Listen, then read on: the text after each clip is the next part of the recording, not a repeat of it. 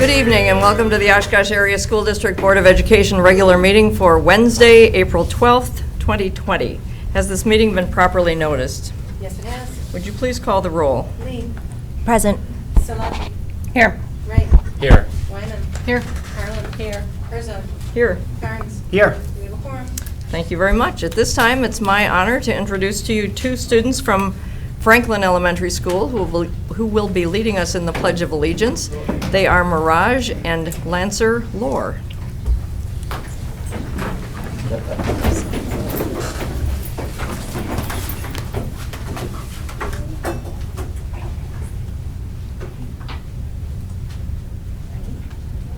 Allegiance to the flag of the United States of America and to the republic for which it stands, one nation, under God, indivisible, with liberty and justice for all.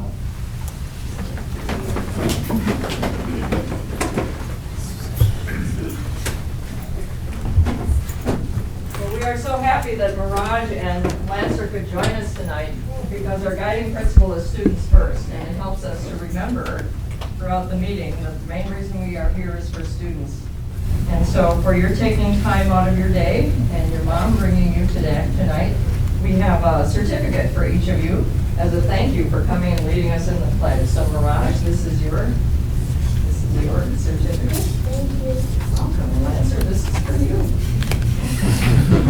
Good handshake.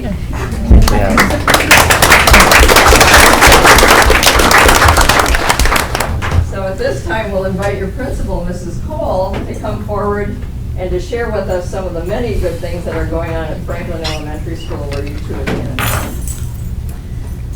Thank you, Dr. Herzog, and thank you all for having me and us.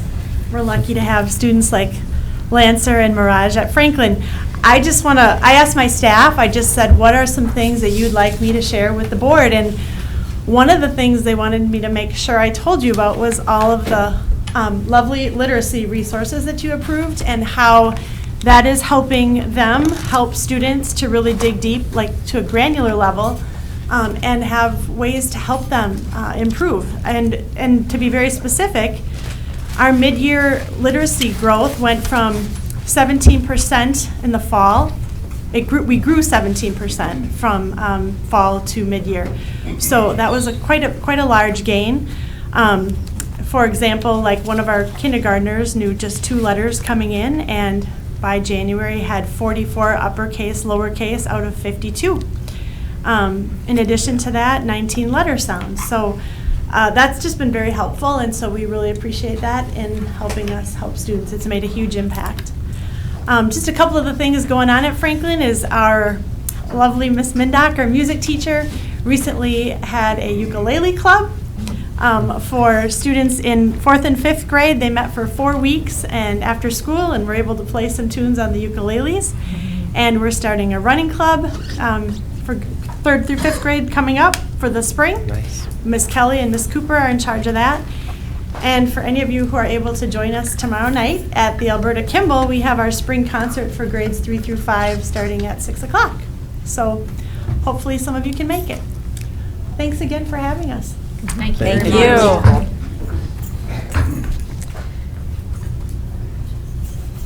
With that, we will move on to the land acknowledgement.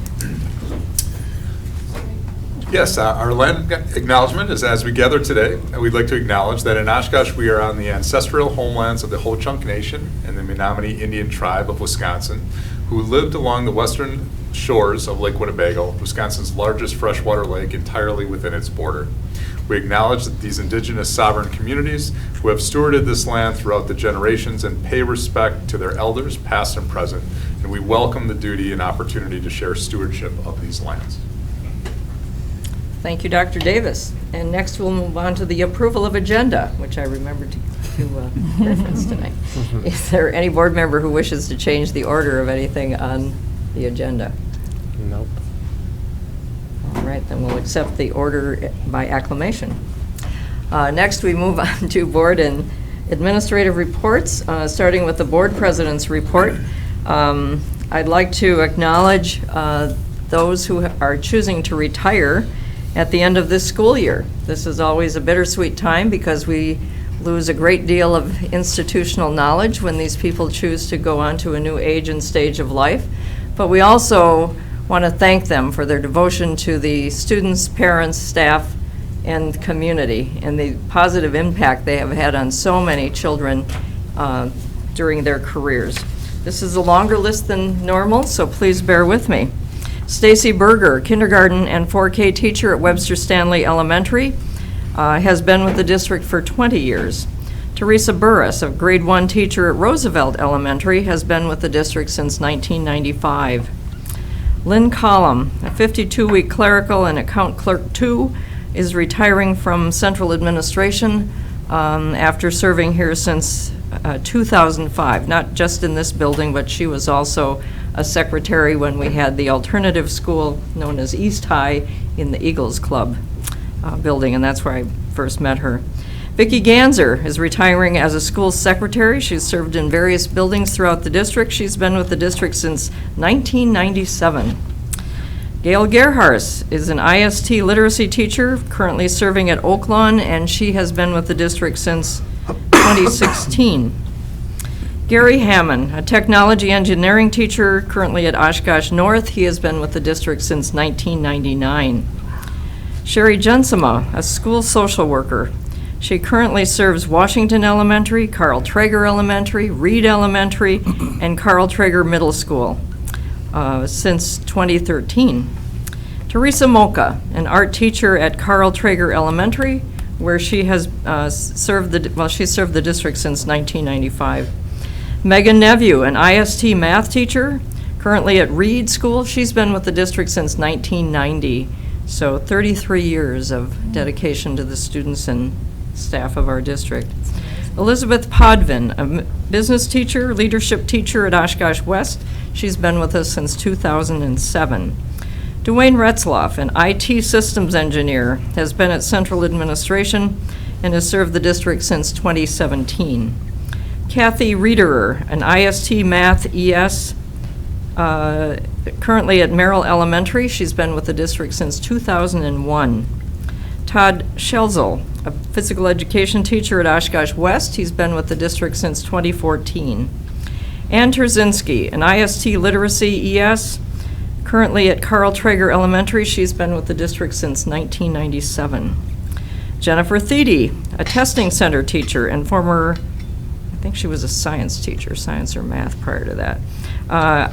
Currently at Oshkosh North, she's been with the district since 1994. Joseph Wagner, physical education teacher, Oshkosh West, has been with the district since 2000. And finally, Heidi Wilcox, a physical education and health teacher at Carl Traeger Middle School, has been with the district since 1997. These are just outstanding educators, and I will once again invite all of them to return to us as substitute teachers because we need you, and we can certainly use you in the district, and you can continue to serve our community and our students in that way. But we do wish you all the best for a long, healthy, and happy retirement. Is there another board member who wants to comment on any of these individuals? Okay. We will be formally voting on them later. They do require a majority vote. I'll just point that out. I think that'll happen. Going on to letter C under the board president's report. The board has an reorganizational meeting every year following the April election, and that usually is held on the last Monday of the month, at which time the board officers change, and the board president has the duty of assigning people to various committees and to various groups beyond that. Last year in April, Mr. Peschel, who was then the board president, had appointed 2 people to serve on the Oshkosh Education Association, what we call Meet and Confer Committee, formerly known as Negotiations. The 2 individuals are no longer able to serve in that capacity, and so as the current board president, I will be appointing Chris Wright and myself to fill those 2 positions with the OEA Meet and Confer group. And we have a special recognition tonight of a departing board member. Earlier this year, I had an opportunity to write an article for the publication of the Wisconsin Association of School Boards. The publication is known as the School News. And my article was about the term dash. The author of that some years ago noted when someone's birth was and when their death was. I'm not talking about birth and death here, I'm talking about tenure. And so we just reviewed tenure of a lot of people who have served the district, their beginning and their end point. We are also honoring a board member tonight who is leaving us. She started in November of 2022. Then there's a dash, and her final board meeting will be tonight, April 12th, 2023. And the author of the story about the dash spoke to, what do you do with your dash? What do you want to be remembered for? What is your legacy? And while the distance between that dash for Angie Lee is not a long one, she has made a great impact on this board and the students and the staff and the families of our community. She's attended all board meetings. She's always prepared. She asks good questions. She's got a wonderful background in literacy and assessment, and also in diversity and equity. And so while the distance between her beginning date and her ending date is somewhat shorter than we would have hoped, she's made a great contribution to our district. And so we want to recognize her tonight. There will be a special resolution, an individually considered resolution later in the meeting, and we have 2 certificates we will be presenting to you at that time for your tenure. So thank you, Mrs. Lee, for your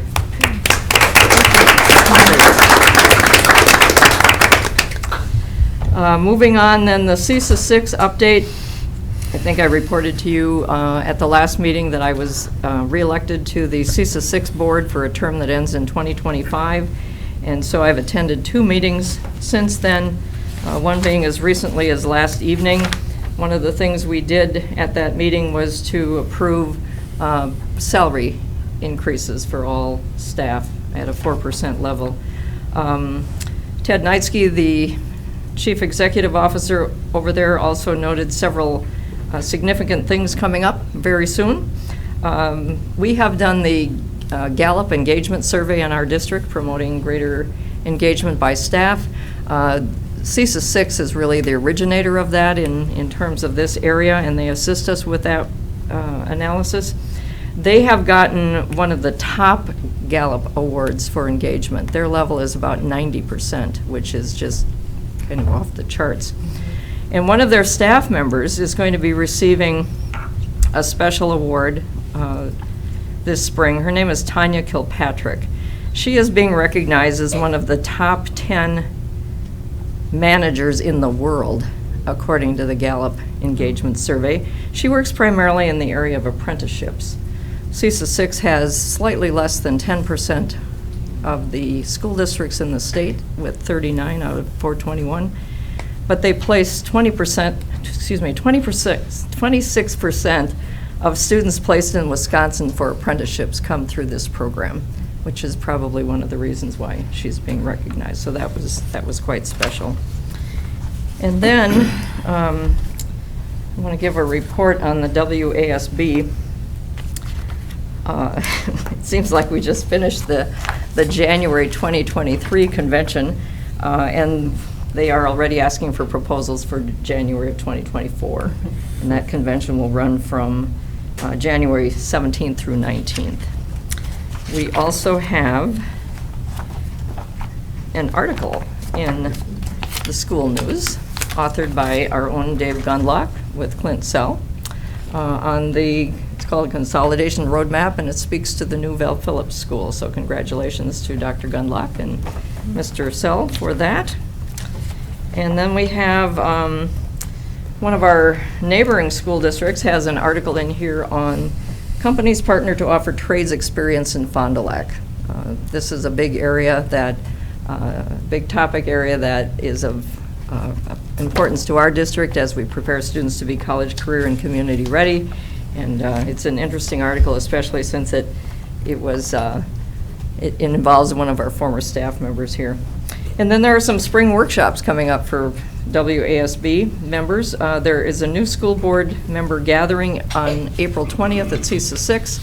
Even though there's currently not a new board member seated here, we will have a new board member seated at the April 24th meeting. But everyone is invited to attend. It's free, and it runs from 7 until 9 on the 20th. There's also a spring workshop being offered in Oshkosh on May 16th on the essential elements of board governance. So any board member who is interested in that, you might want to mark your calendar. And finally, there's a Summer Leadership Institute, July 14th through 15th, to be held in Green Bay. So those are some of the things going on with our state organization. So with that, I'm really happy to introduce Dr. Davis for the superintendent's report. Great. Thank you very much. And I am happy to introduce Owen for our update from Oshkosh North. Hi. So this is the Oshkosh North April 2023 update. It's a little shorter this time. So we're going to start with the track season because Oshkosh North hosted a track meet last night. It was a great meet with great weather, and one thing interesting about our team this year is it's a lot smaller than usual, but we still have a lot of great runners. A few weeks ago, during spring break, Oshkosh North Choirs and Band took a trip to New York City. They went to Central Park, Times Square, and the 9/11 Memorial, and many more places. Upcoming in a few weeks is our spring play, ran for the first time by Mr. Green, our new drama teacher.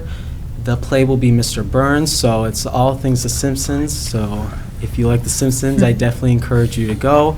It will be hosted on May 4th and 5th in the evening, and then the 6th during the day. This will be hosted at the Jesse Hooper Auditorium at Oshkosh North.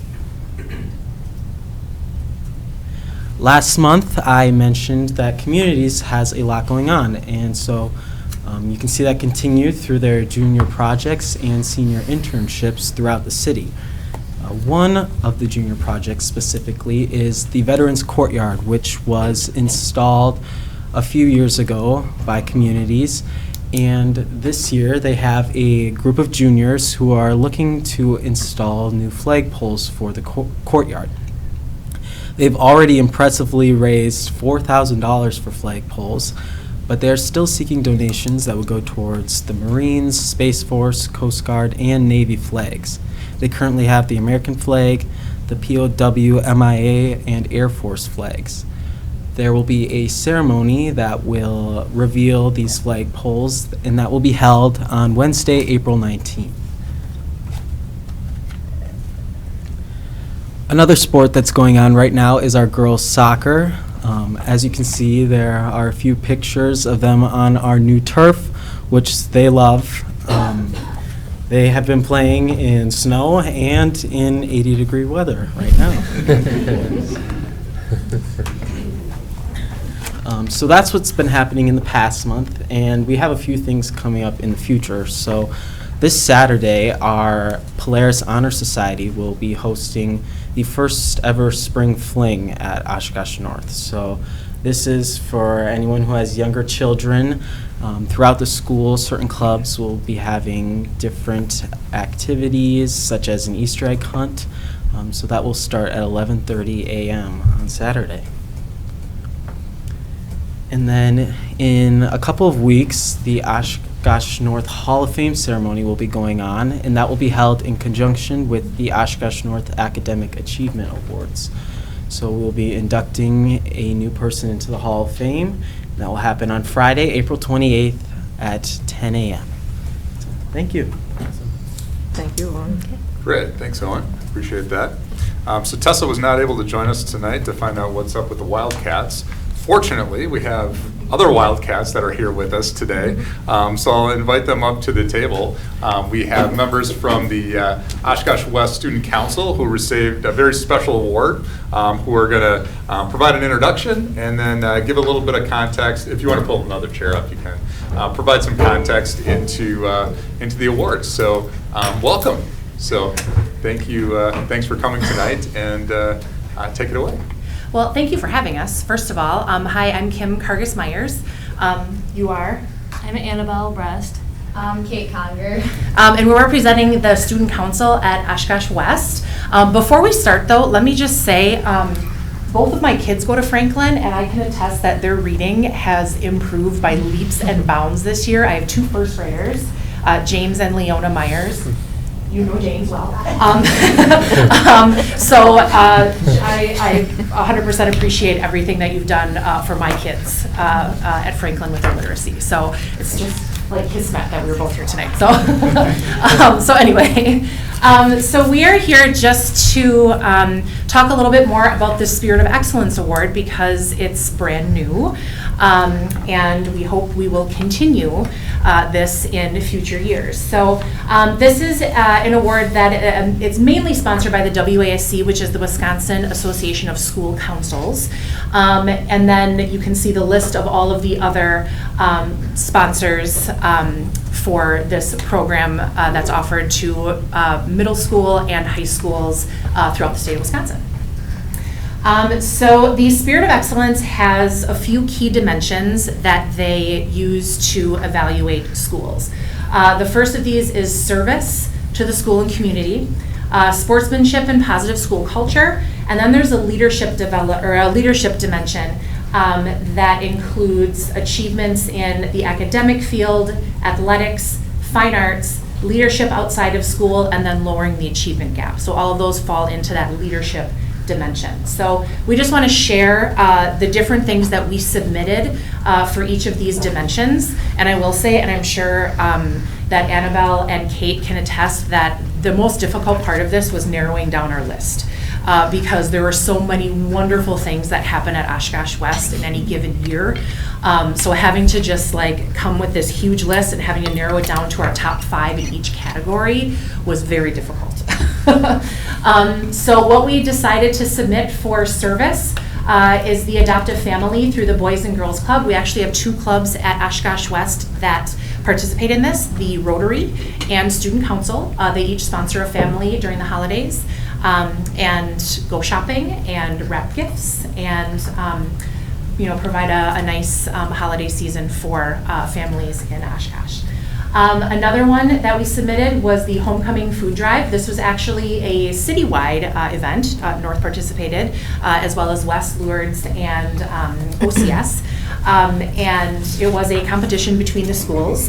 We decided to have it in conjunction with our homecoming, where we collected, I forget how many pounds of food, thousands of pounds of food were donated through that. Our blood drives that we have 3 times a year, we have a new club at West called the Green Alarm that focuses on environmental service.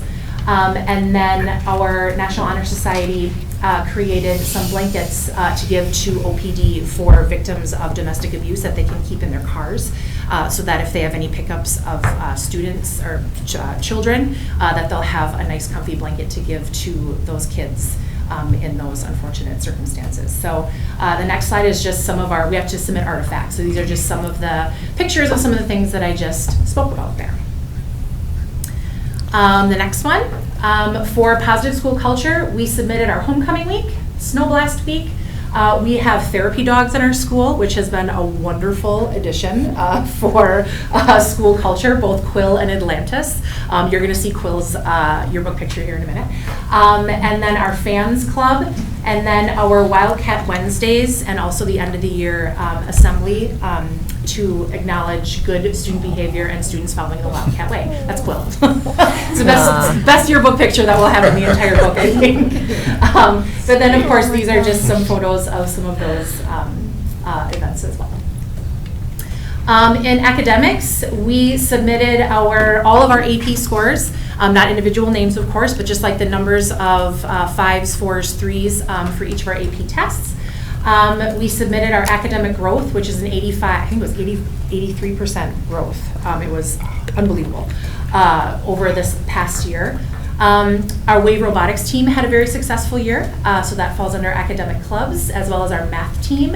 And then NewSPA, That's a conference that both our yearbook and our newspaper attend. Kate, can I put you on the spot as a yearbook representative? Can you tell us a little bit about that? Yeah, so last year it was so much fun. We got to go to a conference, and the Index, which is our school newspaper, and the yearbook from the previous years, they get awards based on photography, student life stories, and it's just wonderful community. And then you get to go into breakout rooms and learn how to become better journalists and writers as well, which is super awesome. Awesome. Yep, so again, here are just some of the artifacts that we also presented. So there's the AP scores over there on the left, and then our growth, that was actually right from our state report card, which I'm sure you all have seen. Wave robotics, and then there's, I think that's the yearbook group, isn't it, from NewSpa, and then that's the Fox Valley Math League logo for our math team. Athletics, we had a very successful athletic season last year. Girls swim went to state, cross country, girls tennis. Kate was in part of that duo for tennis. Boys soccer had a tremendous season, and then softball also went to state. So we submitted those as kind of our top athletic achievements. So there they are. Fine arts, our one-act play went to state, forensics went to state. They actually went to a national competition last year. Solo and ensemble, band, choir, and orchestra had a great, successful year in solo and ensemble. WSMA Orchestra Honors, actually we had a student who was a guest director or conductor for the honors, the orchestra honors, like for the state honors orchestra. And then a student art exhibit, we had several students who received awards for their artwork in the art exhibit. So that's what you'll see on this next one. So we have the play, yep, you can go back. You can go one more, it's okay. We have the play, forensics, the art, and then there's the solo and ensemble awards. Okay. You're nervous, I know. Leadership development. Our student council is involved in WASC, and they offer leadership opportunities. We actually hosted a fall conference in Green Bay this fall. Care Days, we have tons of students who are leaders through the Care Days program. Student leaders from North and West who come together and show wonderful leadership with some of our students with disabilities.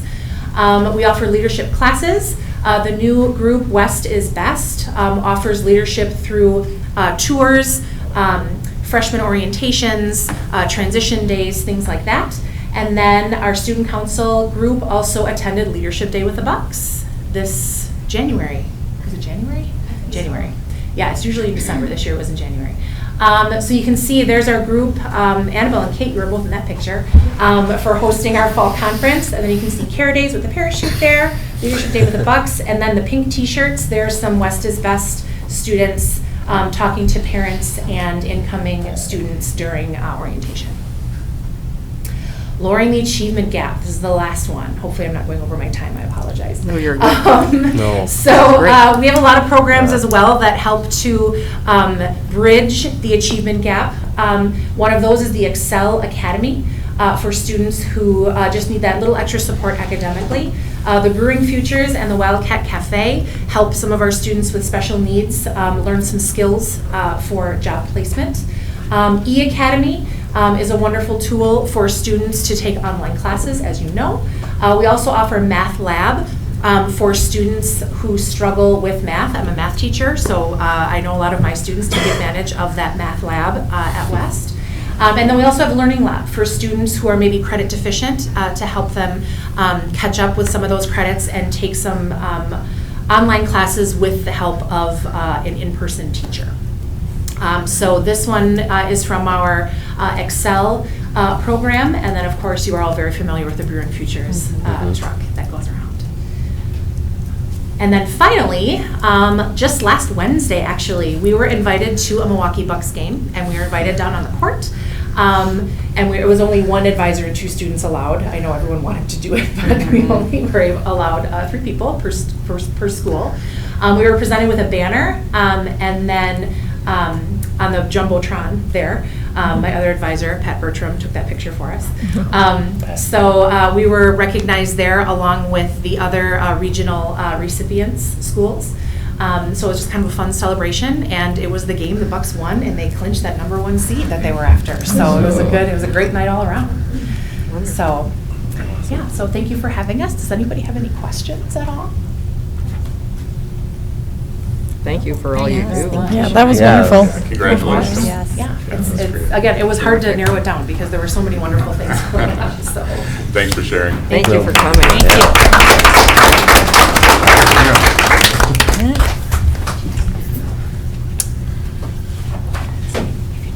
All right, so continuing on with the Superintendent's Good News Report for tonight.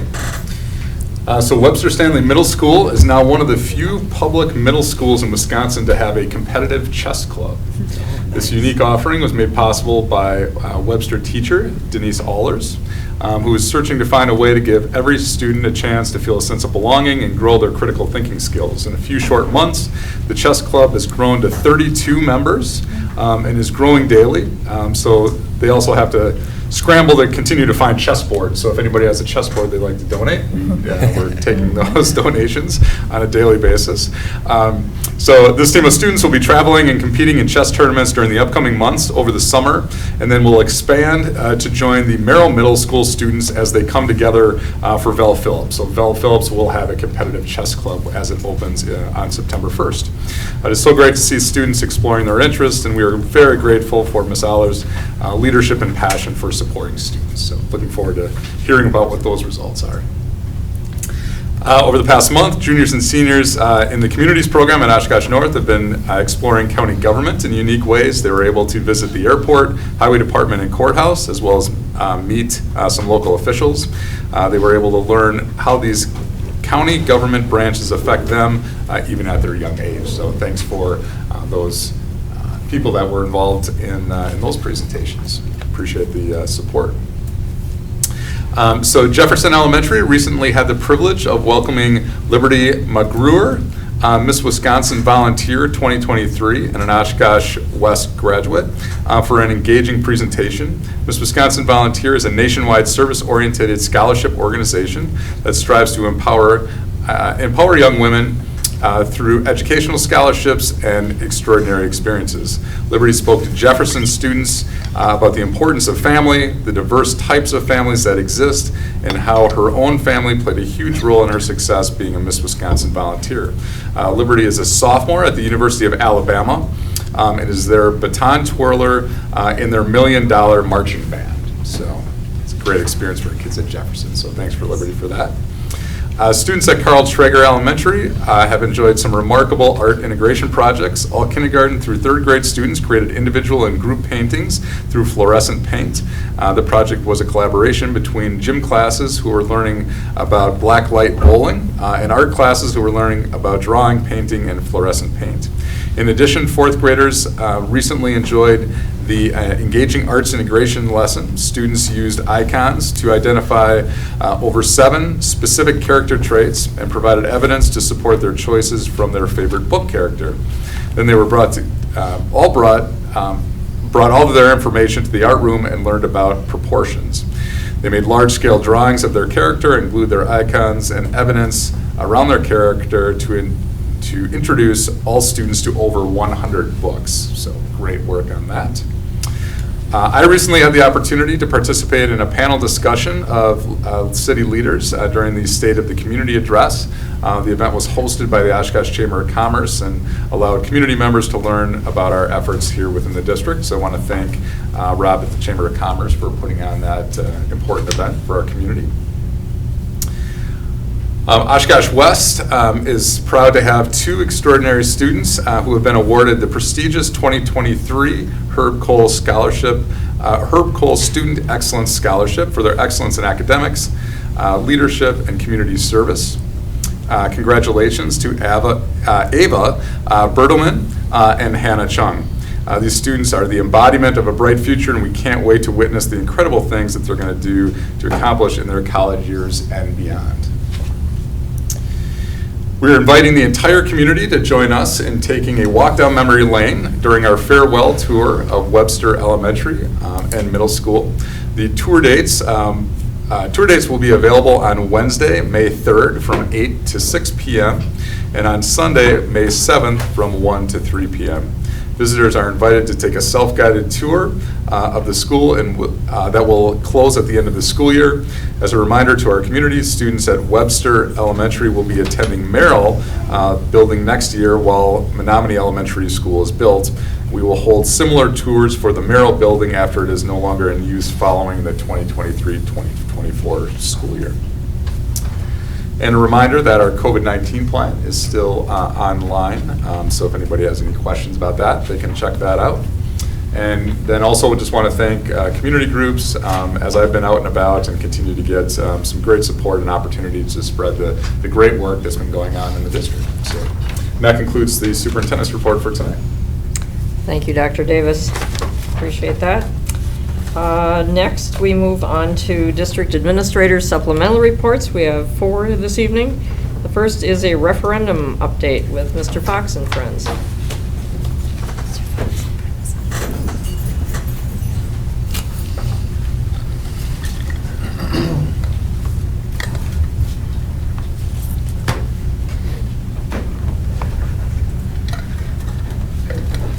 Good evening. Good evening.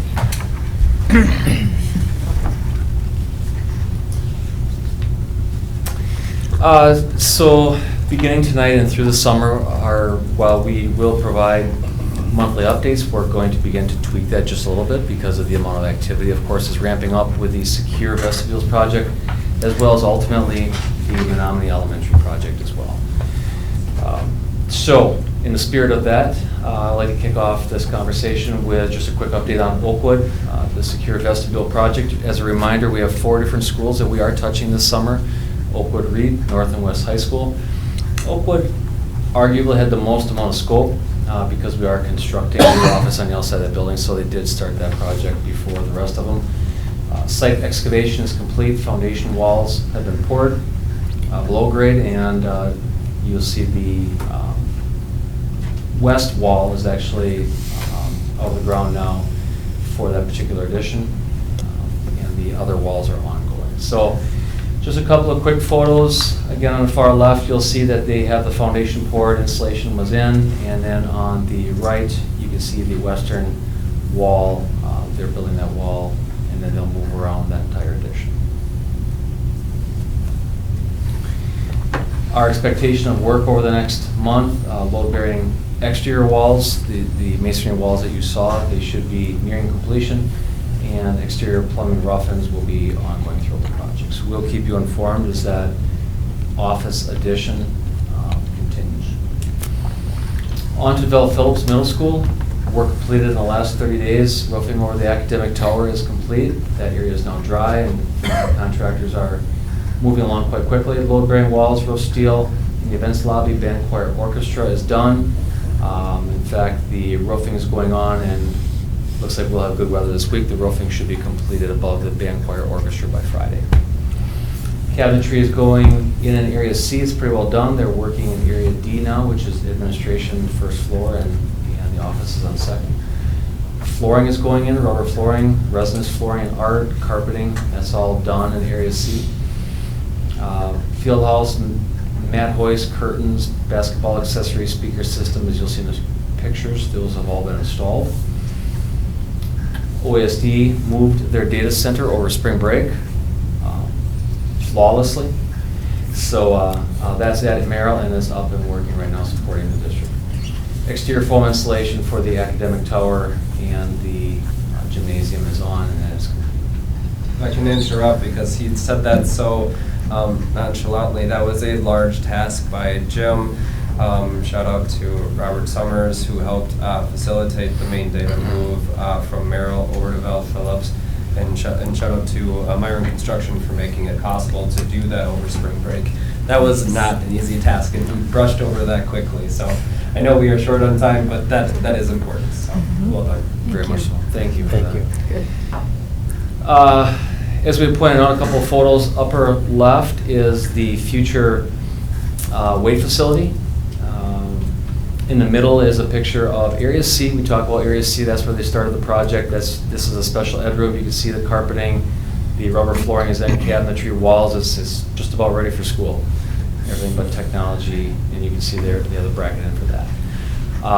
Upper far right is the T&E lab. We finally got the ceiling painted, and it gives you a better look of all the exposed structural steel and the ducting for the exhaust system for that particular space. Lower left is art.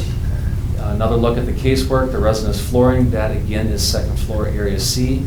It gives you a look at all the storage cubbies and just all the detail that the teachers had really put into these particular spaces, making sure that students had adequate use of not only casework, but in this particular case, storing the projects. Middle lower is another look at the cafeteria. We've had a lot of pictures of the cafeteria. It's kind of the jewel of the building. You can start to see more and more detail emerging as the Myron crew continues to work, not only on the cloud, but on the walls as well. And then on the lower right, we explain the pieces that were attached to the structural steel. The reason they're doing that is because the wood flooring is scheduled soon. Seems to be a little bit of a moving date, but I would anticipate that to be latter portion of April. So it's really critical that we get all these things mounted to structural steel so they don't have to run lifts on the new wood. As we move to the outside of the building, a lot of the pictures focus on what those finished elevations look like. So on the top left, you can see the western elevation facing Jackson Street.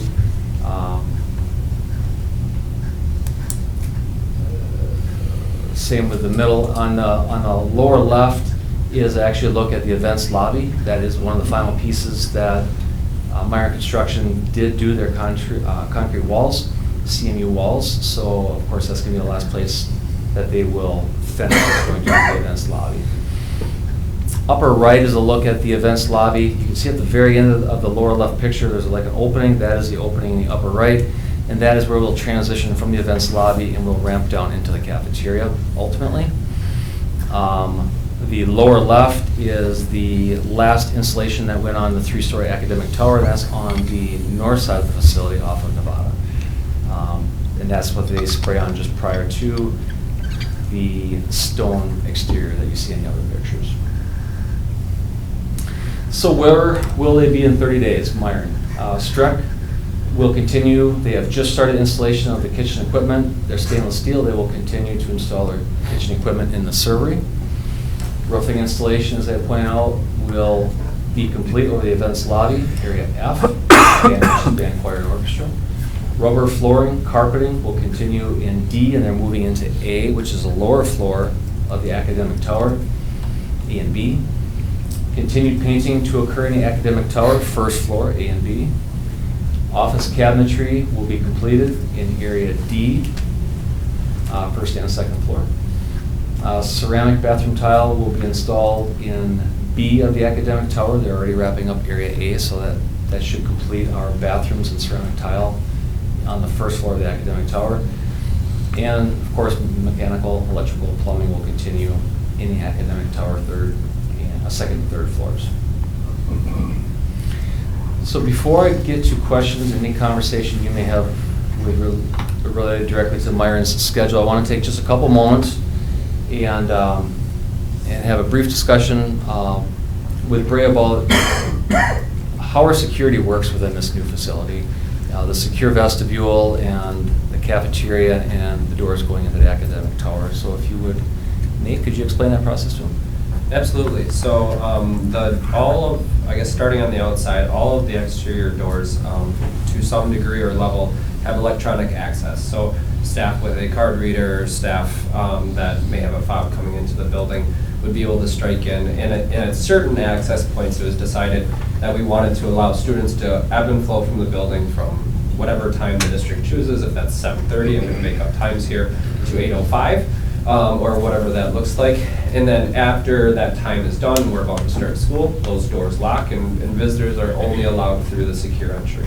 The secure entry is located, as you know, off of Kentucky Street, right next to the media center and admin area. At that point in time, the district has elected, and this same philosophy also is true for Menominee, But they would be greeted by a camera speaker so that the secretary or admin assistant at the main office can see out, talk to that person through a camera. And then at that point, if they're saying what they're here for and they're allowed to go in, then they go into the secure vestibule. Inside the secure vestibule, the door to the office is locked and the interior vestibule doors are locked. The only way a person can go if they're not permitted into the building is out. Inside that secure vestibule, there is a transaction window. So if someone's just coming there to drop off a lunch money or drop off Johnny's bag because he forgot it at home, they can do that through the window without actually entering the building. If they do need to enter the building, they can obviously be seen in a much larger capacity once they're inside the vestibule, and then but be what we kind of refer to as buzzed into the main office. They're not still yet being buzzed into the building itself at that point in time. At that point, if they go through Raptor or they go through some of the processes that OASD has identified to identify the person, make sure that we're all good before allowing them into the building, they therefore, they go through the check and off they go.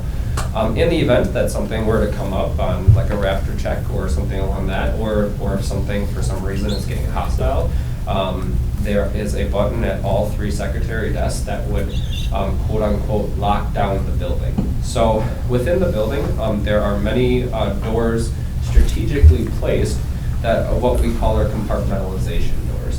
So 99.9% of the time, we hope that the doors are open. They are held open by magnets. If the button is pressed, the magnet deactivates, and the doors automatically close and lock. The only way to get through those doors is by a key or authentic access through a card reader. Knowing that not only in that step, so there's many doors throughout the building that compartmentalize the building, then there's also, when that button is pressed, the office itself locks down. So if there were to be a little bit of a tense situation coming up, the admin suite, not just the reception, right, but the admin suite, so that the admin assistants have the support of their fellow main office mates to help, de-escalate or remove such situation. I think it is worth saying that's at a really broad level. I'm happy to go into a little more detail if you would like. I think it's important to note that we have been implementing this strategy since the referendum passed in 2020. So there were 5 projects that happened in the first phase of secure entry work. Many of those compartmentalization pieces, as well as the main office functionality, was implemented in all 5 of those projects and is going to be implemented in the remaining 4 coming up this summer. So I hope that understanding how a visitor approaches the building, goes through the proper secure channels, and then understanding that the compartmentalization occurs in the event of something unfortunate. The process there is that we're slowing people down every step of the way, and really having the only singular access point through the main office is what we found to be the most successful situation in deterring unfortunate events. And I'll just add really quick, thank you, Nate, that was a very good summary. I'll just add, I also had a conversation with Chief Smith of the Oshkosh Police Department this week, and we'll be following up with the Sheriff's Department also to make sure that our law enforcement has, the proper maps and the training and the outline, so in case we do need a response in a catastrophic situation, that they would be able to navigate through efficiently to be able to do their jobs also. So we'll continue that collaboration with them, which has been great.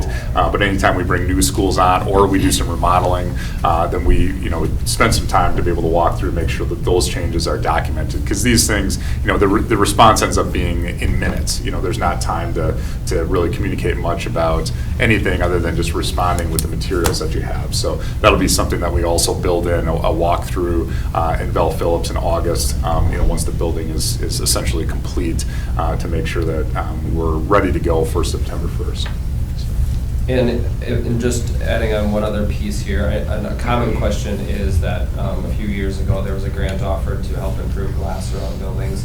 And many districts, and I believe this district, went after that grant and applied the film onto those glazings.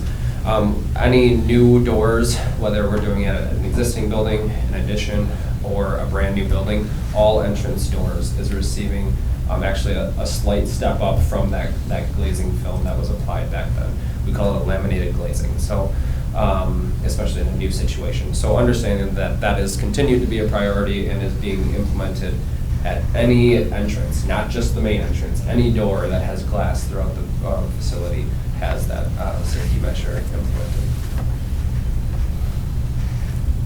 Any questions or comments?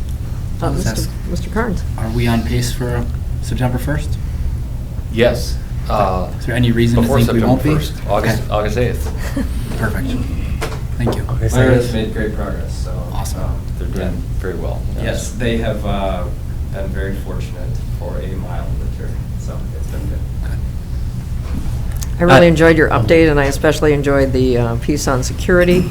I have a slightly different question that came by a constituent, and that was related to the glass. This individual was very concerned about birds, with the amount of glass that is there. Is there something that is unique about our glass so that we don't have birds crashing in and scaring people or getting hurt or killed? So this does come up on projects. There is not necessarily something special about the glass being installed throughout the district. This is more or less a standard glass.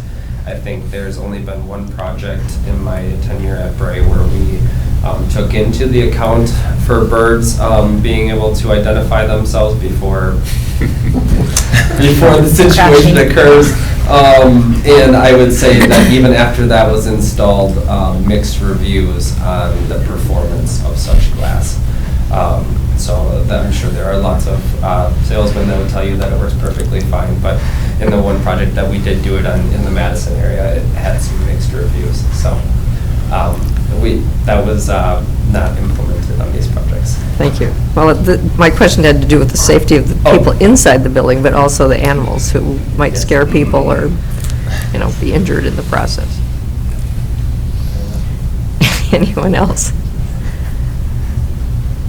Well, thank you. You guys do a great job of keeping us up to date, and we really appreciate that. And I know many of us are really looking forward to the move-in process and opening up that wonderful school for our North Side middle schoolers. So thank you for all you're doing. Thank you. Thank you. Thank you very much. Next, we have Mr. Nehans on the budget variance ESSER funds update.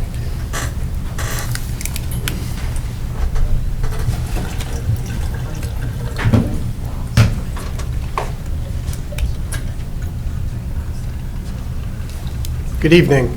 Good evening. This month's budget variance report is continues the theme we've had over this year. We continue to run our budget well. Revenues are tracking a little bit slower than what our trend is. We've been working with DPI. We've got a little bit of a data problem in our connection with DPI to get all of our grant budgets able to be approved by them, but we'll have that worked out here shortly, so we can get those claims in. So that's the reason the state revenue is a little bit trending a little bit lower than what it typically is, but that'll catch back up. One thing you'll notice on our forecast is on this report, I'm actually showing how we're anticipating that we're going to end the year. Typically, what would happen in a normal year is you run your expenses to your revenues. So since I've been in the district, we've been running surpluses on an annual basis. And the way to balance that is to transfer money from Fund 10 into Fund 46. That shows up in our books as an expense. So we typically have been tracking our expenses to where our revenue is, and that's how we've balanced. and then we've got extra aid. What's going to happen this year with our ESSER money and that going away at the end of next year is we're going to try to capture and save the revenue that we could get in ESSER for next year if our expenses aren't meeting that higher amount. So right now, our expenses are trending in the just under 164 million mark. The budget was closer to 165 and a half. So rather than catching up and doing another transfer into Fund 46 and increasing our revenues to where our expenses to where our revenues could be, we're going to defer that revenue, match our expenses, and use that revenue next year because it's going to be ESSER money that we can continue to work with our departments like we talked about last month for larger equipment needs that is going to take a little bit of time to make some purchases. That'll allow us to shift that into next year where those expenses truly are going to end up occurring. So it's a little bit backward this year with the way the ESSER money flows. After this year, we'll be back to normal at this time of year. We'll be having conversations of here's our surplus and how we're going to transfer that into Fund 46 and raise our expenses up to where the revenues are. Our food service and the rec department continue to run slight surpluses, which is typical at this time of year. I would anticipate that our rec department may end up with a small deficit. After this is when we're starting to get summer registrations, so we'll get a big influx of revenue, but then we're going to have some expenses that come out here at the end of the year as well. So I would anticipate we'll have a little bit of a deficit in that in their budget. Again, they're holding a little bit more than $1.5 million surplus, so we've got money that they've been trying to buy down, spend down some of that. Food service is continuing to track a slight surplus, which is good. We've got some expenditures that we need to make for some larger pieces of equipment that they need as well. So not sure whether or not that'll come off of this year's expenses or truly happen in next year's, but we'll be bringing those to the Facility and Finance Committee in May of what that's going to look like. Any questions on the budget variance? No. Okay. Thank you, Mr. Nihon. Thank you. Thank you. Sounds like good news. Moving on, we have instructional materials and student fee schedule for 2023 with Dr. Gundlach. Good evening. I am thrilled to report out that we have very few instructional materials fees. Kudos to the board for slowly over time removing most of those fees. We do have one one of the fees that is actually going to be going up, one of the remaining ones, and that is for driver's education. That will be going from $375 to $425 if the board approves the fee change. The reason for that change is it just makes sure that driver's edge can have cost recovery, so it doesn't operate as a deficit. Other than that, we are not making any other changes to the fees. Any questions on that? Yeah. Question. As we've been working with our Gala for Fine Arts, the one thing that we learned is when the fees went away to make it more equitable for all students to participate, some of that fee money stopped going to the instructors for repairs, for transportation. How is that, what kind of plan is there to help out the instructors with all of those expenses that they continue to have but now don't have the fees to cover? So I'm going to phone a friend and Yeah, so we've been working with the different departments, and we've got several of them. We got the CTE, the Career Technical Education, all of those departments, the art department and the music department. I've been sitting down working with the different department chairs from the different groups, and really what we've ended up deciding to do is starting this upcoming budget, as we do their building budgets, we're actually going to be hardwiring in a minimum amount for each of these departments. That's going to take that account for the fees that they would have had, any of those revenues that they would have seen. We're going to put that in there. We've been coming up with them and working with them on a per pupil allocation amount. The way we've done building budgets is it's based on a student formula, and then they get a dollar amount. Since we've been reducing fees, they've been given an allocation to try to help mitigate that. It just hasn't really kept up. So we're in the process of making sure that we're allocating what they need for instruction to get that. So it should be hopefully, for the most part, cleared up next year, but it's still being a first year of what we're going to do it. We may have to make some tweaks going into that, but does that answer your question? It does, thank you. Okay. That's great news. Other questions? Okay. All right. Well, thank you, Dr. Gunlock, Thank for that you. report. You're welcome. So now we move on to the library plan, also with Dr. Gunlock. And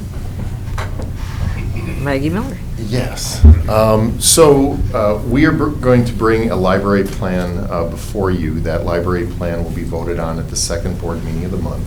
The state requests that we have a board-approved library plan, and our media specialists have done a wonderful job putting this together. And I will turn it over to Maggie Miller, who is our media coordinator. So I'm Maggie Miller. I'm the library media coordinator, and I'm the media specialist at Carl Traeger Elementary and Middle School. I also brought Renee Rizal, who's the media specialist at Bell Phillips and Emmeline Cook Elementary as well. So in our plan, we use the Future Ready Librarian Framework to guide the different things that we're doing. And what we did to make it a little bit easier to look at in here, we took each wedge of that wheel and broke it down so that you can see what is our department already doing well with each of these areas that we can grow in, who are we collaborating with, and then the challenges that we face for each of those areas. We also did highlight how we are also incorporating the key performance indicators for the district as well. So we've got curriculum, instruction, and assessment, personalized professional learning, the robust infrastructure, budget and resources, community partnerships, the data and privacy, collaborative leadership, and then lastly, the use of space and time. In addition to this presentation, our group also has come up with 3 SMART goals for our department. Each of the areas coordinate with a different part of our role in the district. So the first goal that we have is media specialist as a collection manager. And this goal is for each of us individually, how we're analyzing our collections with the equity lens in mind, how we're weeding and then building our collection with that lens that we're looking at. Goal 2 is us as media specialists as a teacher and co-teacher, and how we're collaborating with teachers at our schools to integrate information literacy standards and the STEM instruction, specifically more recently related to makerspaces. And then lastly, goal 3 is media specialist as an instructional support teacher. So our department provides different databases for elementary, middle, and high school. And every year we want to look at the usage data to determine, are these being used enough for us to keep purchasing them every year? Are there ones that we should eliminate? And then what could we use to replace that as a resource for our teachers and students? The next few slides just go into each of the goals and kind of a little bit more in depth the activities that we're doing for each of them.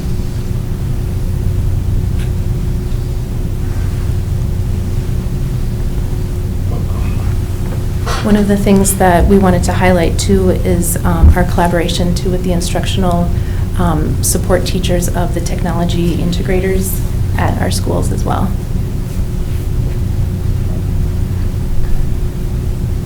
So even though this is a 3-year goal, we do have action steps for each of the years over the next 3 years.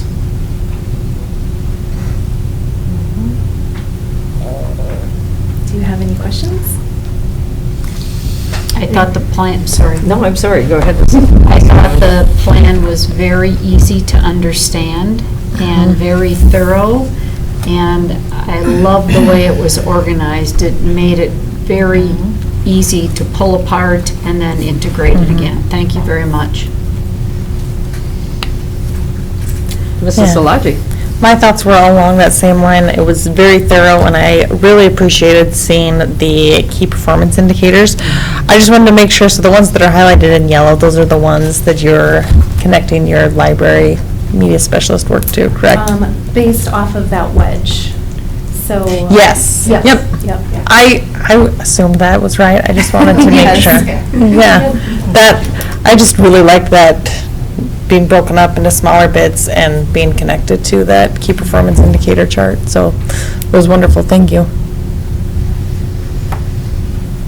I do have a question on resources. There used to be a entity called the Common School Fund, which came from the state, which this district typically used to purchase library media materials, and didn't necessarily supplement that with district funds. How is that? Is that fund still available, and are we putting money into our library media centers beyond what the Common School Fund would provide? Yes, so last year we got like $438,000 from the state, and this year it jumped up $127,000 more than we were anticipating. So normally it fluctuates maybe about $15,000, so that was a little bit an unusual jump for us that we didn't find out until the end of January, that we had to scramble and have more funds to spend. Unfortunately, we can't buy anything that's consumable with the funds. So while we can buy items for our maker spaces like 3D printers, robots for elementary, and now we've added on to that and bought that for secondary as well, we just can't buy the consumable parts that go with that. So we do have a little bit of funding from the district. We do have as a general group, and then each school has sometimes a media budget, but it varies on what the amount is per school. Thank you. Other questions? Nicely done. Yeah, great job. Thank you. Thank you.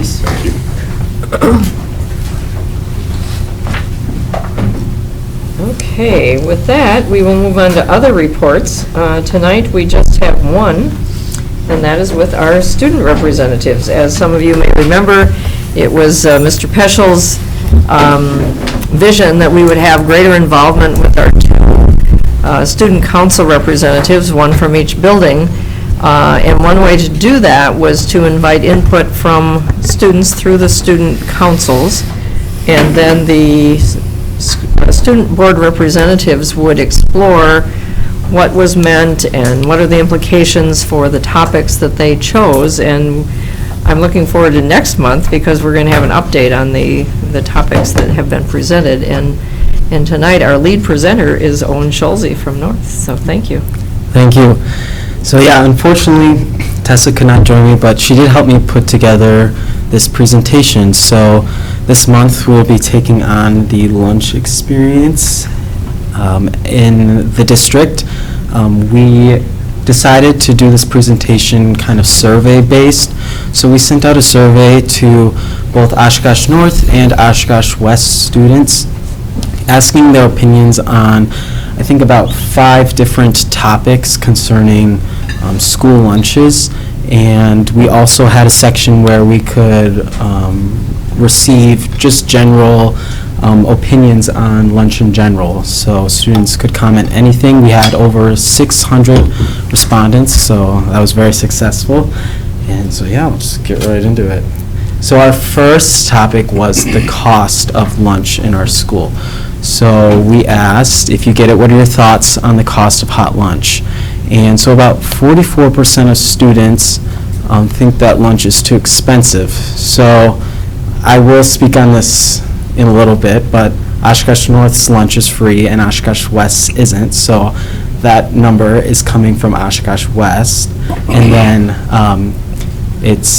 the cost is just right, and then free are right there at 25% and 29%. So right here is a breakdown of the cost of lunch for students and adults within schools throughout the district. So as I just mentioned, there's free lunch at every building except for Oshkosh West, Oakwood Elementary, and Carl Traeger Elementary, and that is determined by how schools can get free lunch if around 50% of students receive free and reduced lunch. Our next topic was asking students how they felt about the options for hot lunch at the schools. So we put this out on a scale, 1 being not very favorable and 5 being favorable. And the results were kind of in the middle, leaning a little towards not as favorable. So if you go to the next slide, I'll explain why students are feeling this way. These are all quotes from our survey. So students definitely want more vegan and vegetarian options, which is obviously connected to a more diverse selection of fruits and vegetables and salads. Students are also looking for more cultural options other than a lot of the generic foods that are at the schools every day. And so more variation, a quote was, I feel like every day it's either a cheeseburger, chicken patty, chicken nuggets, or mashed potatoes. So students think that this is getting a lot more repetitive and would definitely like more options. A specific thing that was mentioned quite often was more free drink options within the schools other than milk. Tessa and I think this is very important when it comes to students who can't have milk in their diet. And going to a bubbler during lunch isn't very efficient in the time that's given. So we then dove deeper into the food itself, and students, as you can see, weren't as satisfied. Usually they aren't very satisfied with the taste of hot lunch. So that's the data on that. There was just overall general, students were a little concerned about the overall quality and freshness of hot lunch. And a few mentioned having more seasoning options and just ways to have more flavor in their food. Probably our biggest concern from students and the most mentioned topic when it came to lunch environment was time. As you can see, students are not very happy with the time that they have to eat. It's definitely leaning a lot more to the less favorable side of things. How long do they have to eat? 35 minutes. Right here. So almost every student said they needed or wanted more time to eat. I would say that was probably about 75% of our comments in the open section of the survey. So at both high schools, students have 35 minutes long to eat. So that sounds fine. When you think of just eating, 35 minutes is plenty of time to eat. But here's why that's not enough. So Tessa and I tried to break it down into what extra things are taking away from the time to eat. So these are just estimates. We're not sure what's the most accurate, but students, it typically takes 5 minutes to get to a lunchroom on top of the passing time that's already included for packing up your bags and leaving your classroom. And then with longer lunch lines, it's around 10 minutes to wait in line for food and pick out what you want to eat, and 2 minutes to find a seat, and 2 minutes to clean up at the end. So when you take all that out of the 35-minute long lunch, students only have 16 minutes to eat and socialize with their friends. So we think that if students truly have 35 minutes to eat, the other time that is being that is eating out of that 35 minutes must be taken into consideration. So we took that and determined that we recommend 45 to 60 minutes for lunch periods. And when it comes to participation in hot lunch and having more students involved, which helps the affordability of the costs, more time means more time for students to wait in line and eat food, which could definitely increase participation in our hot lunch service. And then the final main topic was seating. So it's kind of all over the place between the two schools. So students are always looking for more seating options in the lunchrooms. And when we heard from students from Oshkosh West, they really liked what has been done with the F room at Oshkosh West. I personally don't. I don't go to West, so I'm not sure. But we also had a few comments, and we surveyed on how students would feel about outdoor seating. It's not financially efficient for our weather in Wisconsin, but one comment was it would be nice to have a patio with an overhanging roof for outside lunch. One concern, though, at Oshkosh North was that the cafeteria is getting crowded. Oshkosh North has a cafeteria and then a commons. The commons seemed fine, but the cafeteria is crowding a lot, and there are efforts being made to accommodate for more space. So we are very hopeful for that. Specifically from Oshkosh West, though, not as much the seating, but how students are grouped in lunches. Students definitely want to bring back grade lunches at Oshkosh West. That hasn't been a thing at Oshkosh North, so there wasn't much feedback from North students. But students want to sit with their friends, and that's what I have on seating. So here's just kind of what students felt about outdoor seating when we asked that in our survey.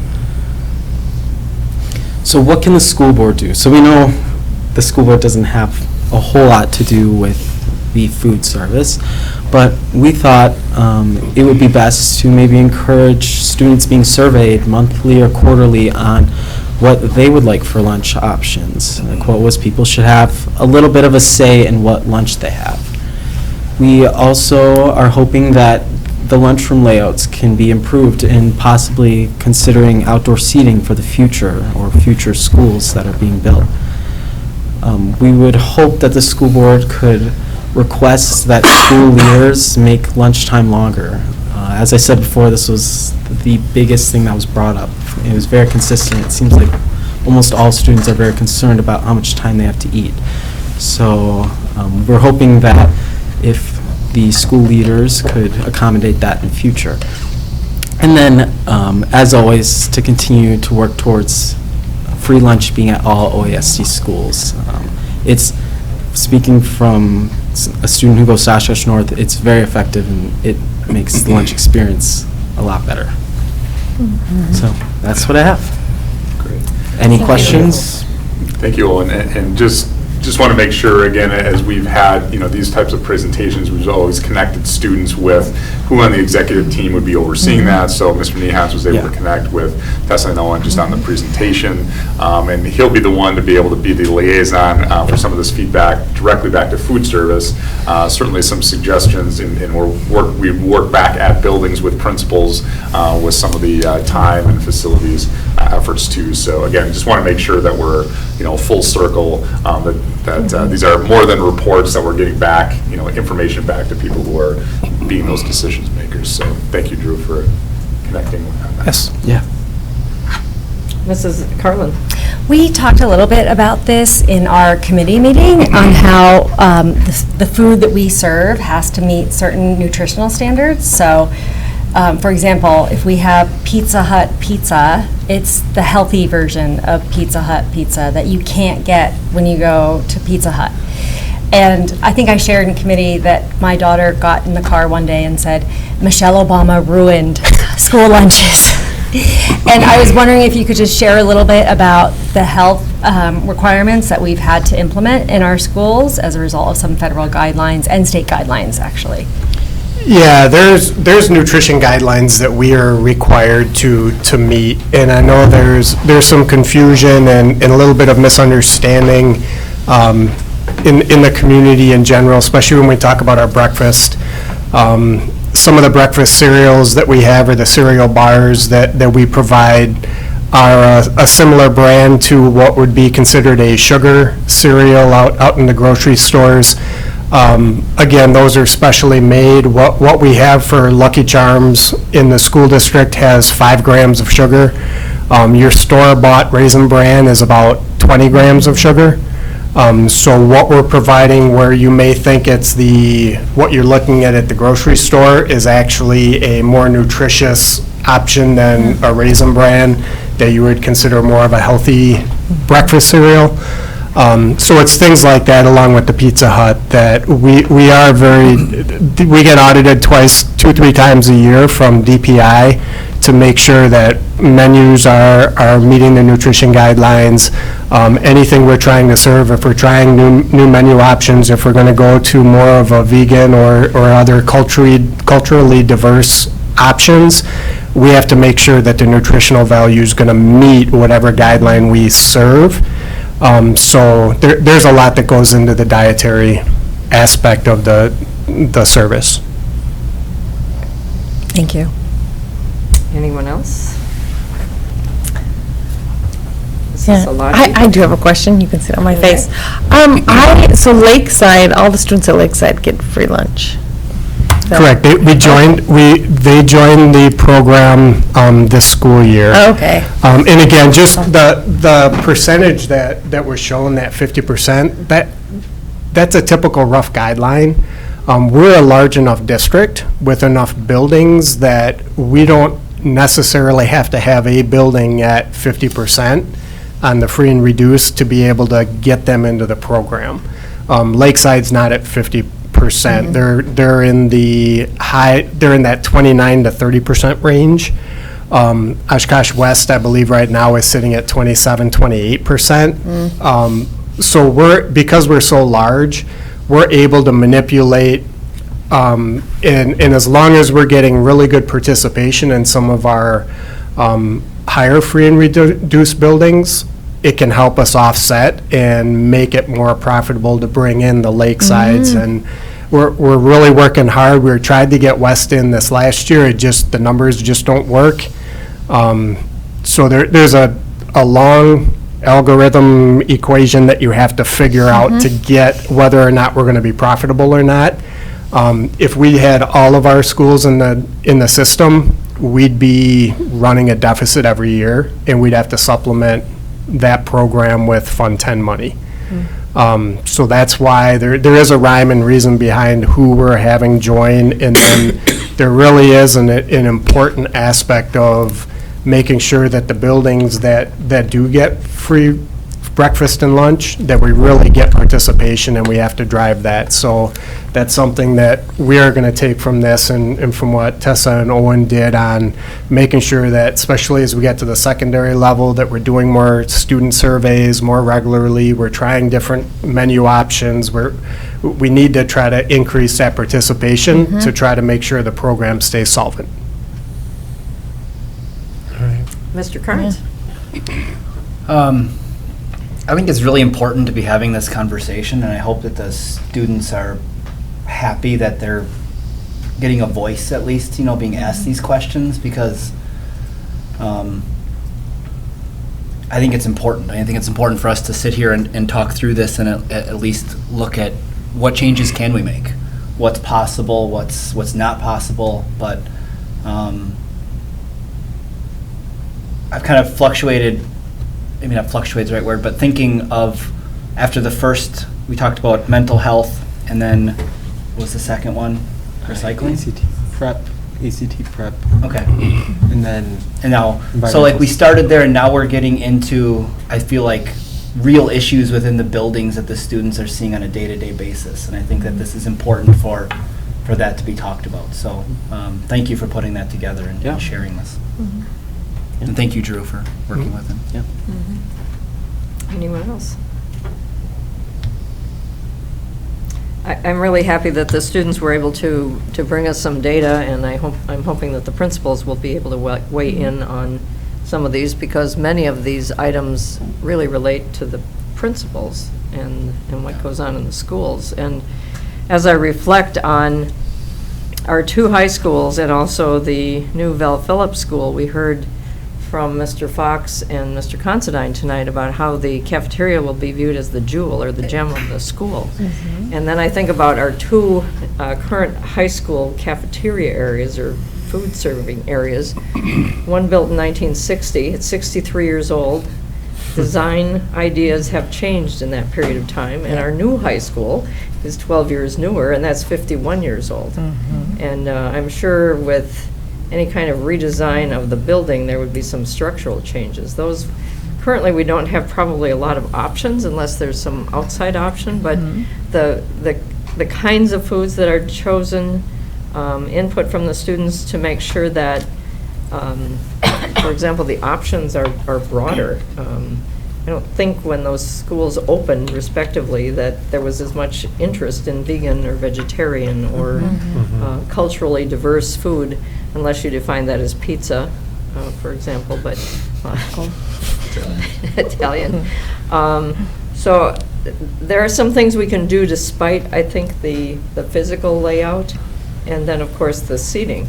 I know Mrs. Cole at West has worked hard to get some different seating options available for students in those spaces, but it's the students who are most impacted by this, and then, of course, the time.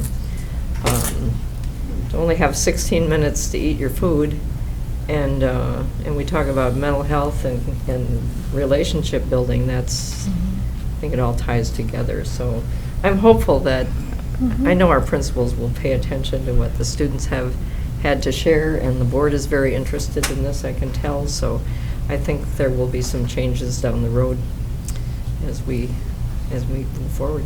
Can I just add to that? You mentioned time at the end, and I think that's something that's not just high school, that's middle school and elementary as well. So things that can be talked about and looked at, because I know when you have a school that has a long line for, even in elementary, for hot lunch, by the time you get through that line, you're probably less than 16 minutes to eat before you're cycling through, and that's young kids who aren't as maybe focused as they need to be to get the food, you know, so that's an issue that's not just in high school. So I appreciate that being brought up. That's a good point. Anyone else? Mr. Nehans, thank you for working with our students, and we thank Owen and Tessa for a very informative and enjoyable report. Thanks, Owen. Thank you. Thank you. Okay, we move on to public forum at this point. We have both a non-agenda public forum on the agenda as well as an agenda-related public forum. And no one has signed up, so we can move on to our two workshops, starting with special education, which relates to Goal 1 in our strategic plan with Mrs. Piron, Ms. Ruck, and Ms. Skifstad. We need the special ed one. Kim. Special ed. I don't have a presentation from you. Did you share one with me? It's in our packet. Yeah, we got Just assumed you were speaking from the heart. That works. Always from the heart, but the slides don't. There's always a presentation.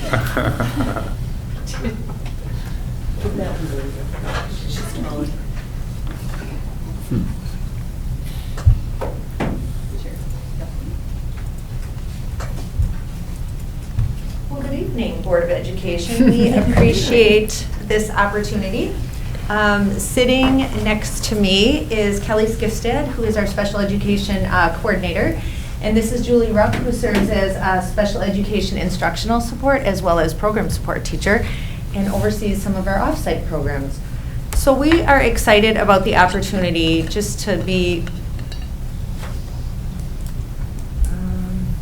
so we just wanted to talk to you about where we feel we are as a special education department and how our vision really fits with the mission of the Oshkosh Area School District and right in line with our strategic plan. We are most proud in our district of serving every single disability. Not only that, we also provide related services in every area. We are proud to tell you that we service less than 10 students outside of our schools. And a couple of those are at the School for the Visually Impaired, which we don't place, School for the Deaf and the Hard of Hearing, and then we have some alternative or some community service programs that we collaborate with. But 10 out of 1,460 is a pretty amazing feat. So demographics in terms of, we wanted to provide you with comparisons of students with disabilities and students without, and then district-wide percentages. So we shared those all, and we know you had access to this presentation. We are most proud of our community partnerships, and we heard a shout out earlier, the Brewing Futures Mobile Cafe and Truck. We also heard shout outs to Care Days, which I did not mention here. Care Days is Celebrating Abilities, Rallying Everyone. It's a massive track and field event that takes place in May, which you'll all be invited to. And also the cafes that the Brewing Futures inception or the design was formed around. So we have both the Wildcat Cafe at West and the Spartan Snack Shack at North. Both of those cafes have expanded to their library and media programs and gives opportunities for peers to work alongside, you know, non-disabled and disabled working alongside one another, learning those transition or life skills.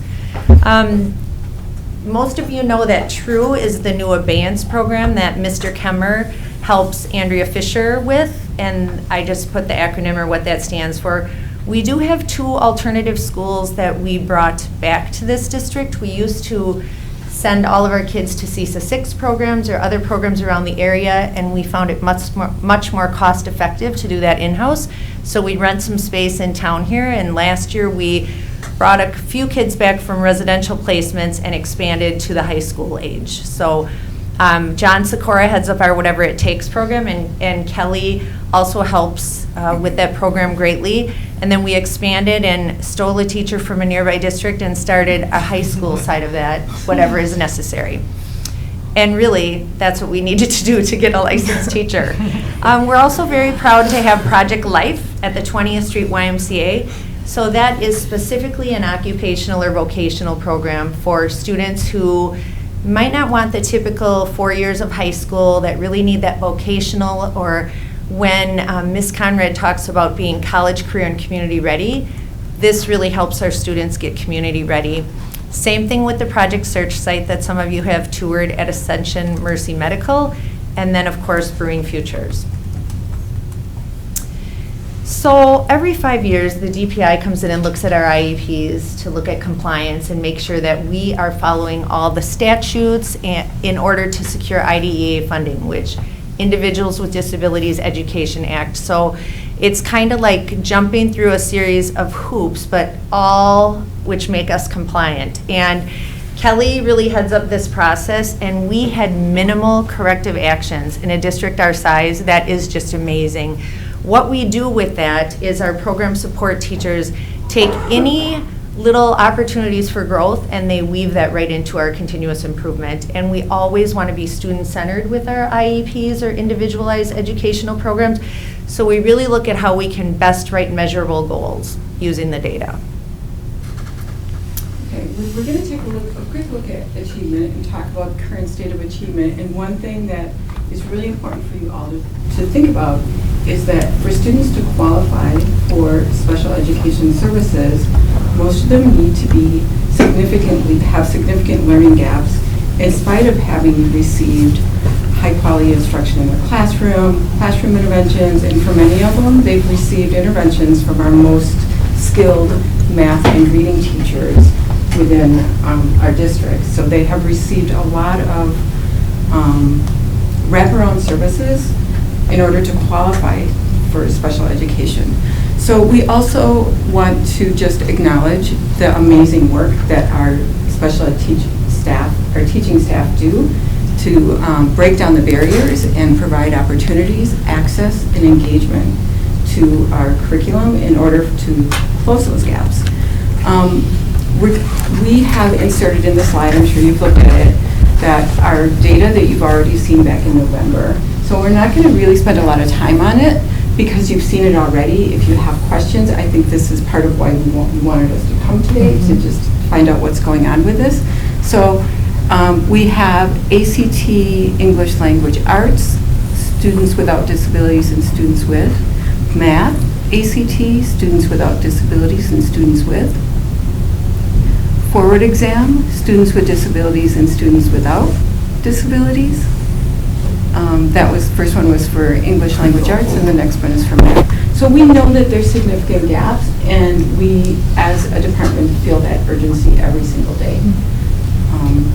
Some of the things we've done in the last 2 years with that gap in mind is in the area of curriculum instruction. We've been working hard to align grade level standards with our specialized instruction that our students with IEPs receive. We also have teams of teachers reviewing standards and instructional practices in order to develop units of study for those specialized courses and individual instruction.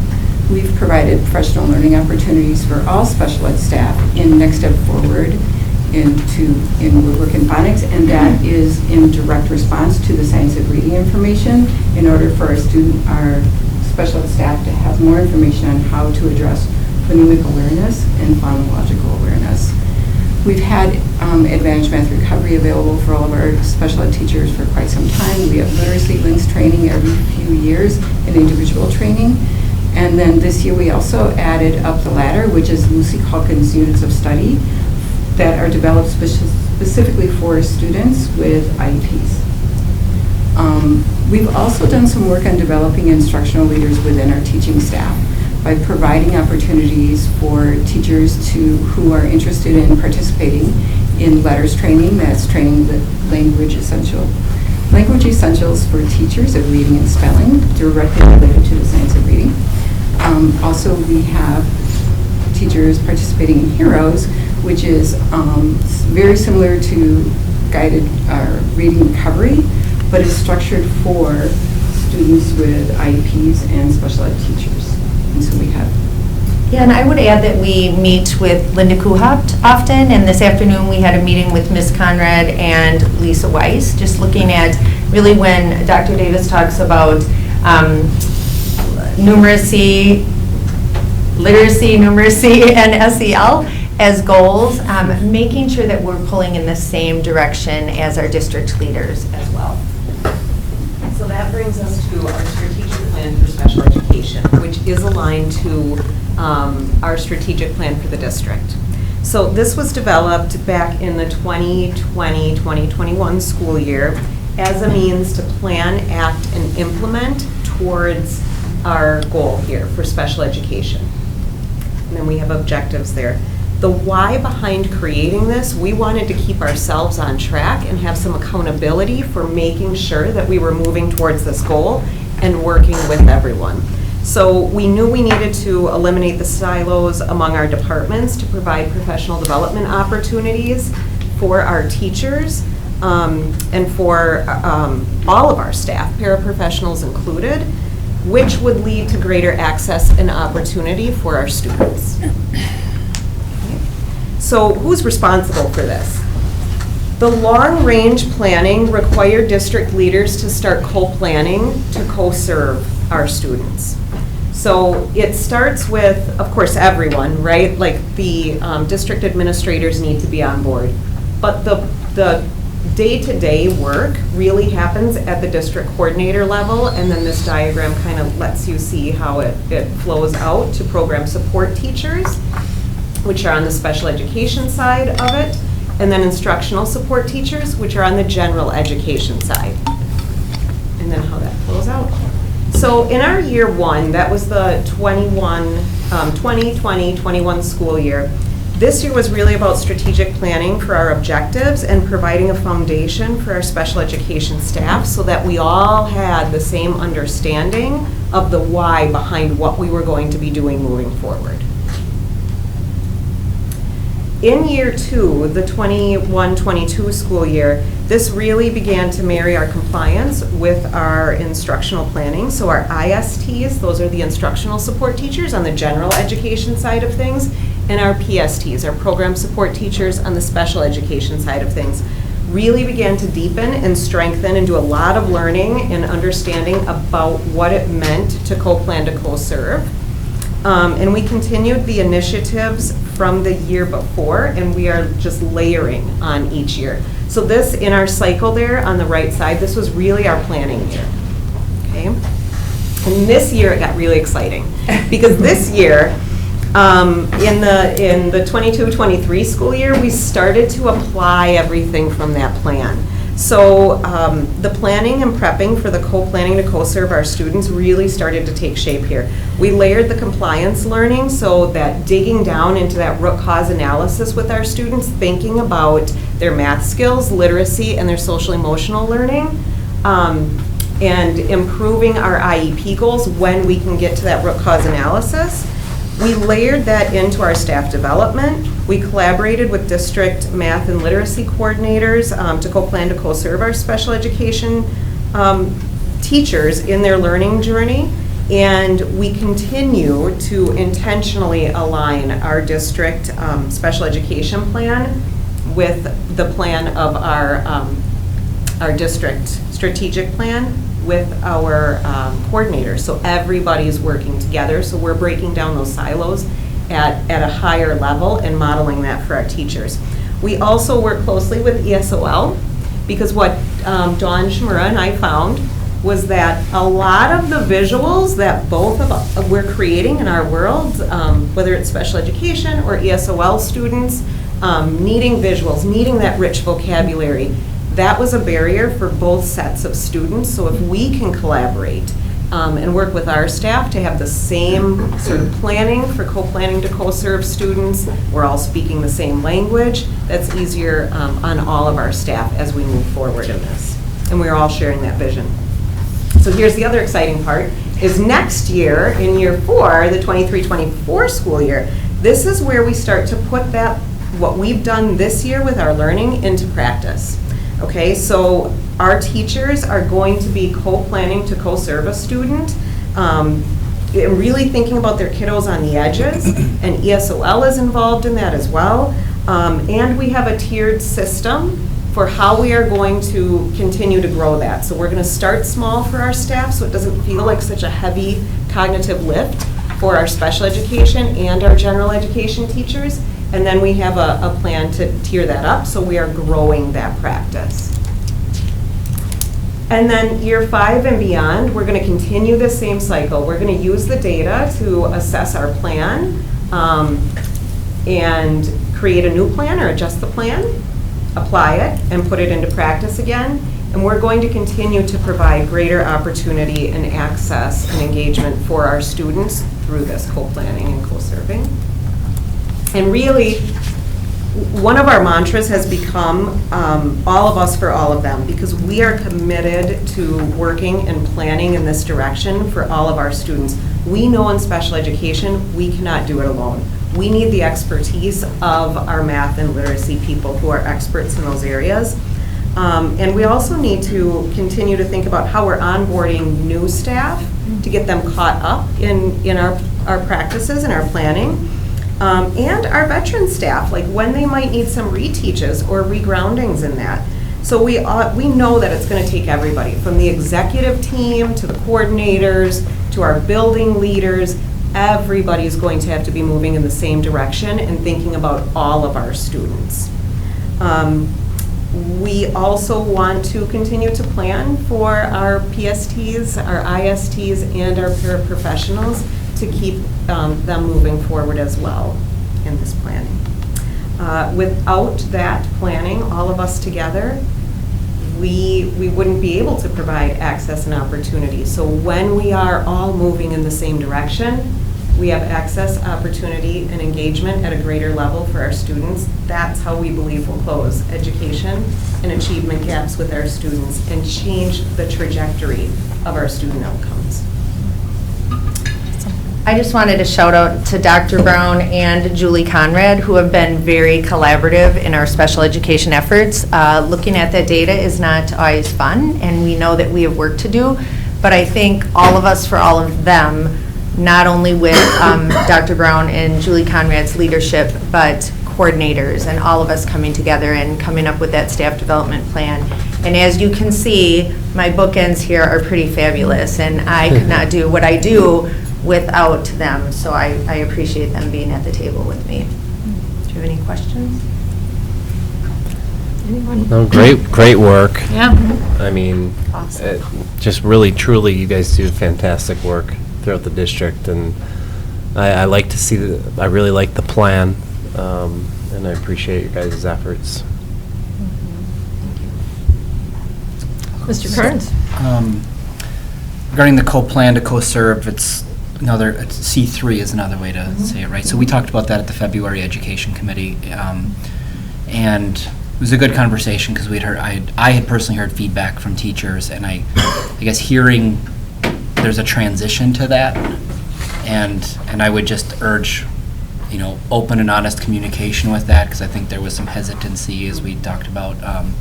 It doesn't mean it's not the right way to go. I just, I like to hear transition because I think that these give people the ability to share their feedback and slowly to get into that. So, but otherwise, thank you. It's a great presentation. Anyone else? I'd just like to review a couple of things. First of all, I think it's a great plan, and it looks like the way this has been sequentially laid out, that beginning in 23-24, we should be able to see some implementation that would result in closing those achievement gaps that you had beginning on slide 10. I'm wondering, with those data beginning on actually slide 9 and moving on from there, does it make sense to disaggregate that data in terms of, for example, students who have learning disabilities, students who have other special ed needs, rather than grouping them all together? Yep, and we absolutely have done that. We've looked at, we have broken down so students with maybe emotional behavioral disability, SLD like you said, or, well, we don't have a lot of specific learning disability at that age, but other health impairment, for example. We've broken that down and said, what is the achievement gap? And conversations we've had is that really when we have students who might have a specific learning disability in, let's say, math, for example, we shouldn't see a huge gap in their literacy scores then. And so if we do see a huge gap, then we really want to dig into what's happening in that building, what's going on with these scores, what's happening in multiple buildings, but seeing how we can break that data down even further. Well, and I couldn't have put some of this data together without Mr. Kemmer's help. He was, Dr. Davis wanted different subgroups and things broken down, which I appreciated, which I pulled together. But we can go into EduClimber and get very detailed information. And we have like how many students in each disability area, and we can break it down by category, absolutely.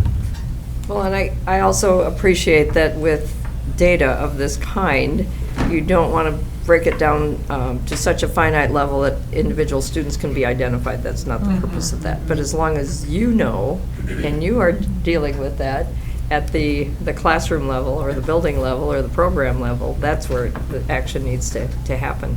Both Matt Kemmer and Julie Conrad are experts when it comes to really piecing it together beyond just our state report card and what you would find in Wise Secure. Okay. And I'm very excited about the new position that the board approved recently for diversity, equity, and inclusion, because to me that ties in with this. And over the last, I don't know, approximately 6 weeks, I've gotten some feedback from the community, which has varied in terms of why do we need that, but at the same time wanting to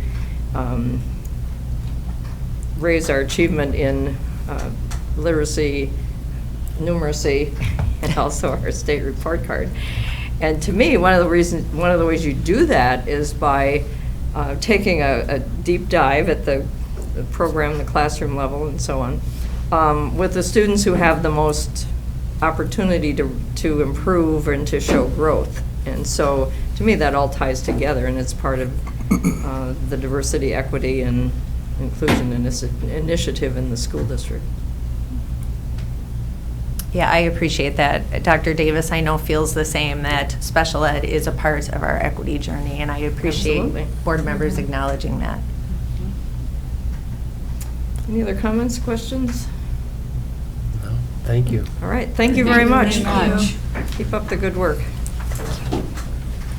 All right, next we move on to our second workshop, which is English for Speakers of Other Languages, or ESOL program, with Ms. Conrad, Ms. Shimura, Mr. Zhang, and Ms. Deng.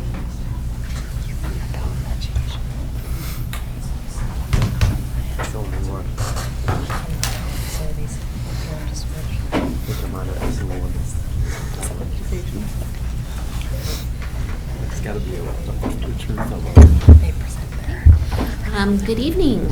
Tonight we are going to be talking about our ESOL program and our ESOL program plan, English for Speakers of Other Languages. And so I'm Julie Conrad, Director of Curriculum and Assessment, and the ESOL program comes underneath my roles and responsibilities. I have with me Dawn Shimura, our ESOL program coordinator, and Dawn has, since I've been here, has been a teacher, ESOL teacher within the district, and has been working as program coordinator for the last handful of years. Then right over here is Laura Zhang. He is our multicultural outreach coordinator.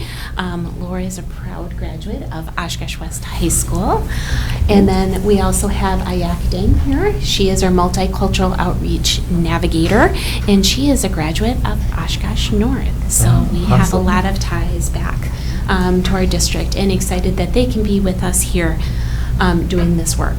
So today we are going to be talking about overview and updates. We were required by PI 13 to have a plan in place for the board, so we're going to be focusing on the aspects of the plan today and highlights of our programming.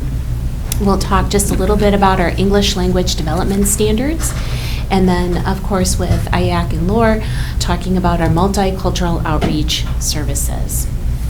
So going over our ESOL program plan, you can see where our mission here is.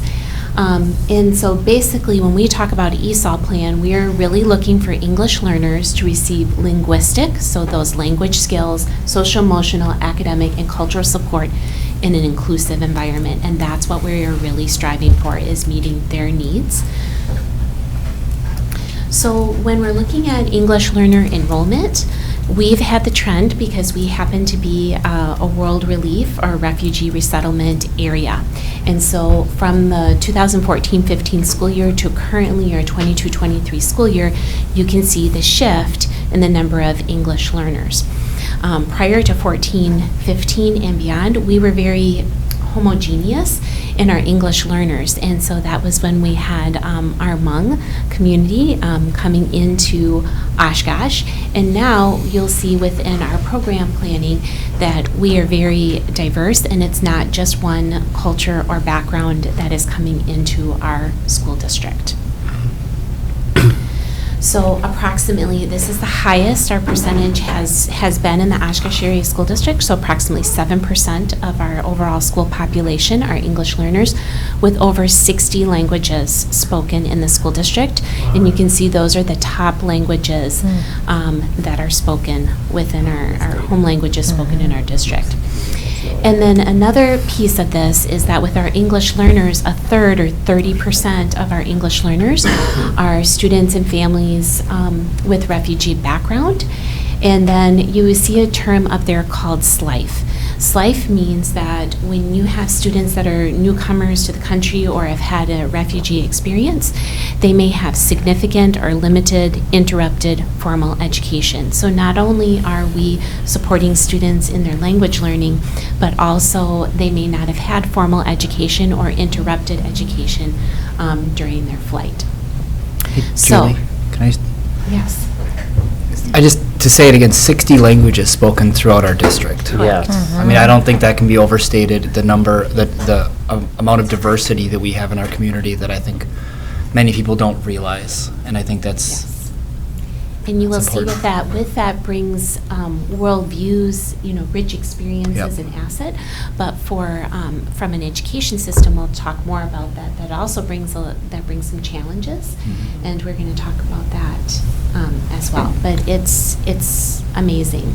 I enjoy all our presentations, but I was really looking forward to this one because these types of statistics really tie into like everything that we're doing, and I don't think the community at large really understands, these, that we have 60 languages spoken here. I mean, that we have all these different diverse backgrounds merging, and like the opportunity that Oshkosh has to embrace everything that's going on, you know, and the opportunities we have as a school district to embrace all of this. So, yeah, I've been looking forward to this presentation just because of the information in it.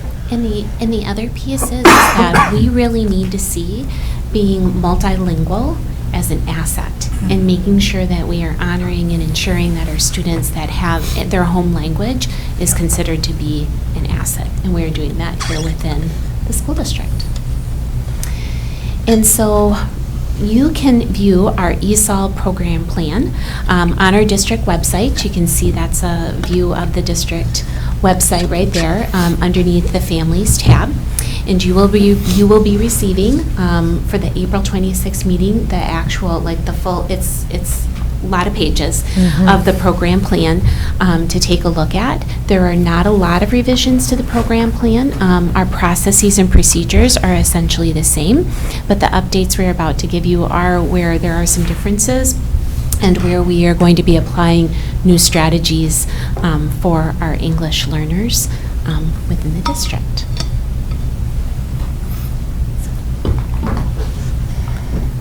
So there are 3 developments that I'll be sharing with you that we've been working on in the ESOL program this year.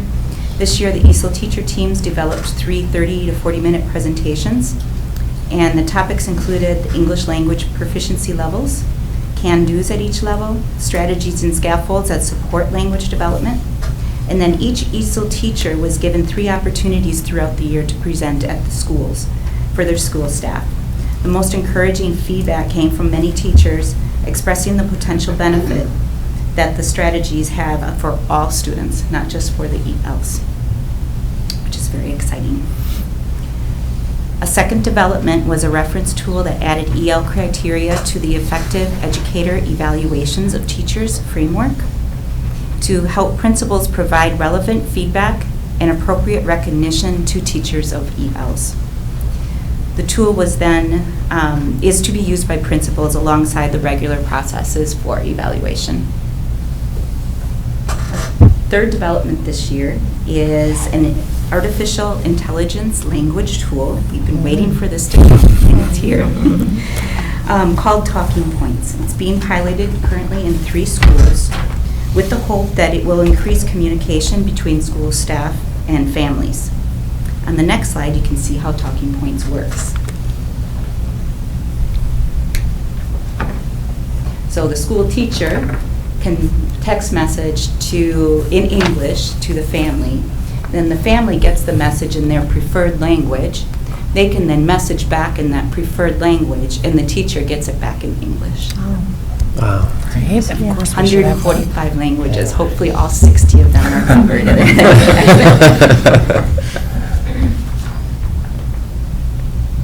Research shows that parent engagement predicts a student's academic success with high school graduation and post-secondary enrollment twice as much as the family's socioeconomic status. We hope that Talking Points will indeed bring about increased parent engagement in the OSD. If it does, it may be available district-wide in 23-24. That's great. We're also proud to share that student growth in English language development is high or typical for 71% of our ELs. Wow. This data point is a reliable indicator of how the district is doing in supporting our English learners. So if I may, I would like to brag on this a little bit. So when we look at the student growth percentile, when you compare that to other districts within the state, we're in the 80th and depending on the school, we're within the 80th to 90th percentile when compared to other districts when it comes to English language growth.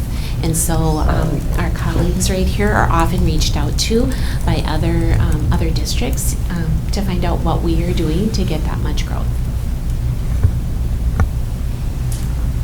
So the next, this is the excitement, the celebration, before we get to the serious stuff.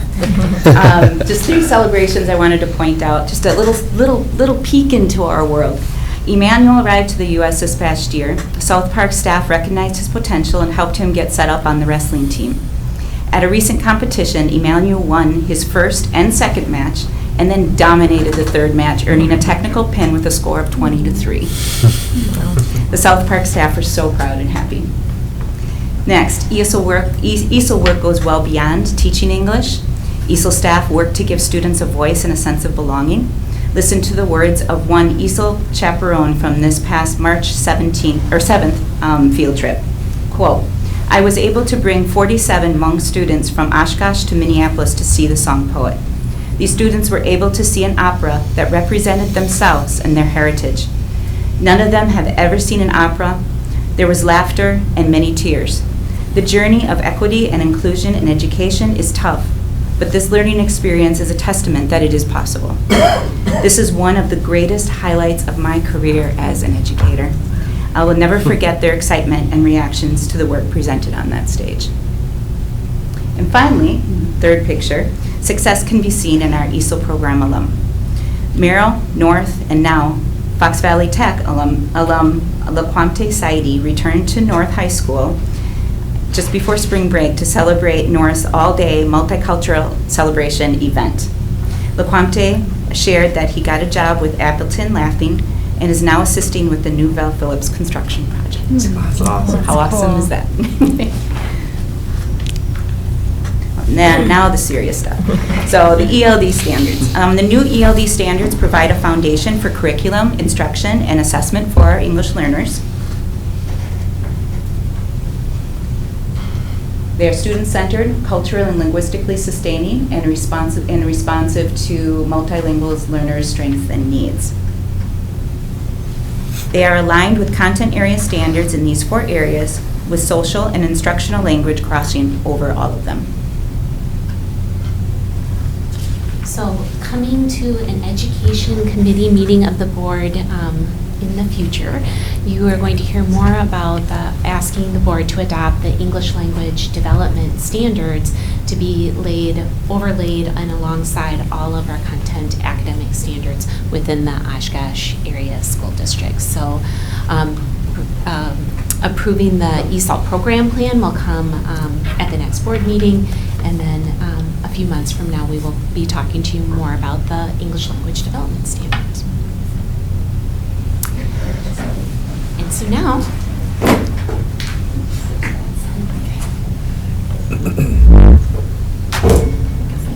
was the board? Yeah. So our ESOL multicultural outreach team focuses on our students with refugee backgrounds, and so these are refugees to Oshkosh who have fled war, violence, conflict, or persecution, and with the assistance of the U.S., they have crossed an international border to find safety here. So accounting for a third of our English learner students, we have over 200 students with refugee backgrounds at the school district, and with a little over 120 students who have been resettled in the U.S. for less than 5 years. So since the beginning of the 22-23 school year, we have welcomed 54 new students with refugee backgrounds. And our students from refugee backgrounds come from all around the world, as we see here from Tanzania, Pakistan, Uganda, Thailand, and Kyrgyzstan. So as the multicultural outreach navigator, my main role is to provide support to students and families with refugee background. When transitioning new arrivals into the district, I conduct home visits to share information as well as to prepare students for school. I also collect information about student education histories as well as immediate needs they may have before starting school. So that typically is clothing or hygiene items. So when transitioning, we work with students to find the best means of transportation based on their location. Another aspect of SRB support is promoting mental and social well-being. I do this through routine home visits to maintain rapport as well as to provide extra support for students struggling socially or academically. We also host youth nights to promote social engagement with peers as well as build familiarity with community facilities that are available to us. Lastly, we host educational events to help parents and families stay up to date on school information. The final aspect of SRB support that I provide is connecting to community organizations. This is a really important piece because those partnerships allow us to better serve our families more holistically.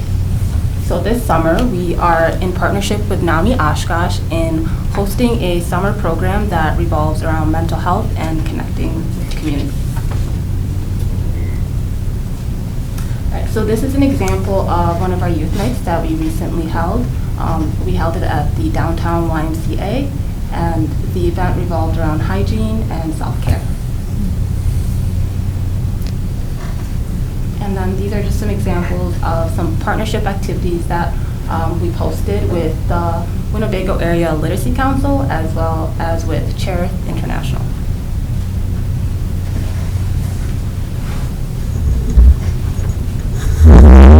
So as a part of my role, I get the opportunity to introduce new refugee arrivals to the schools they will be attending.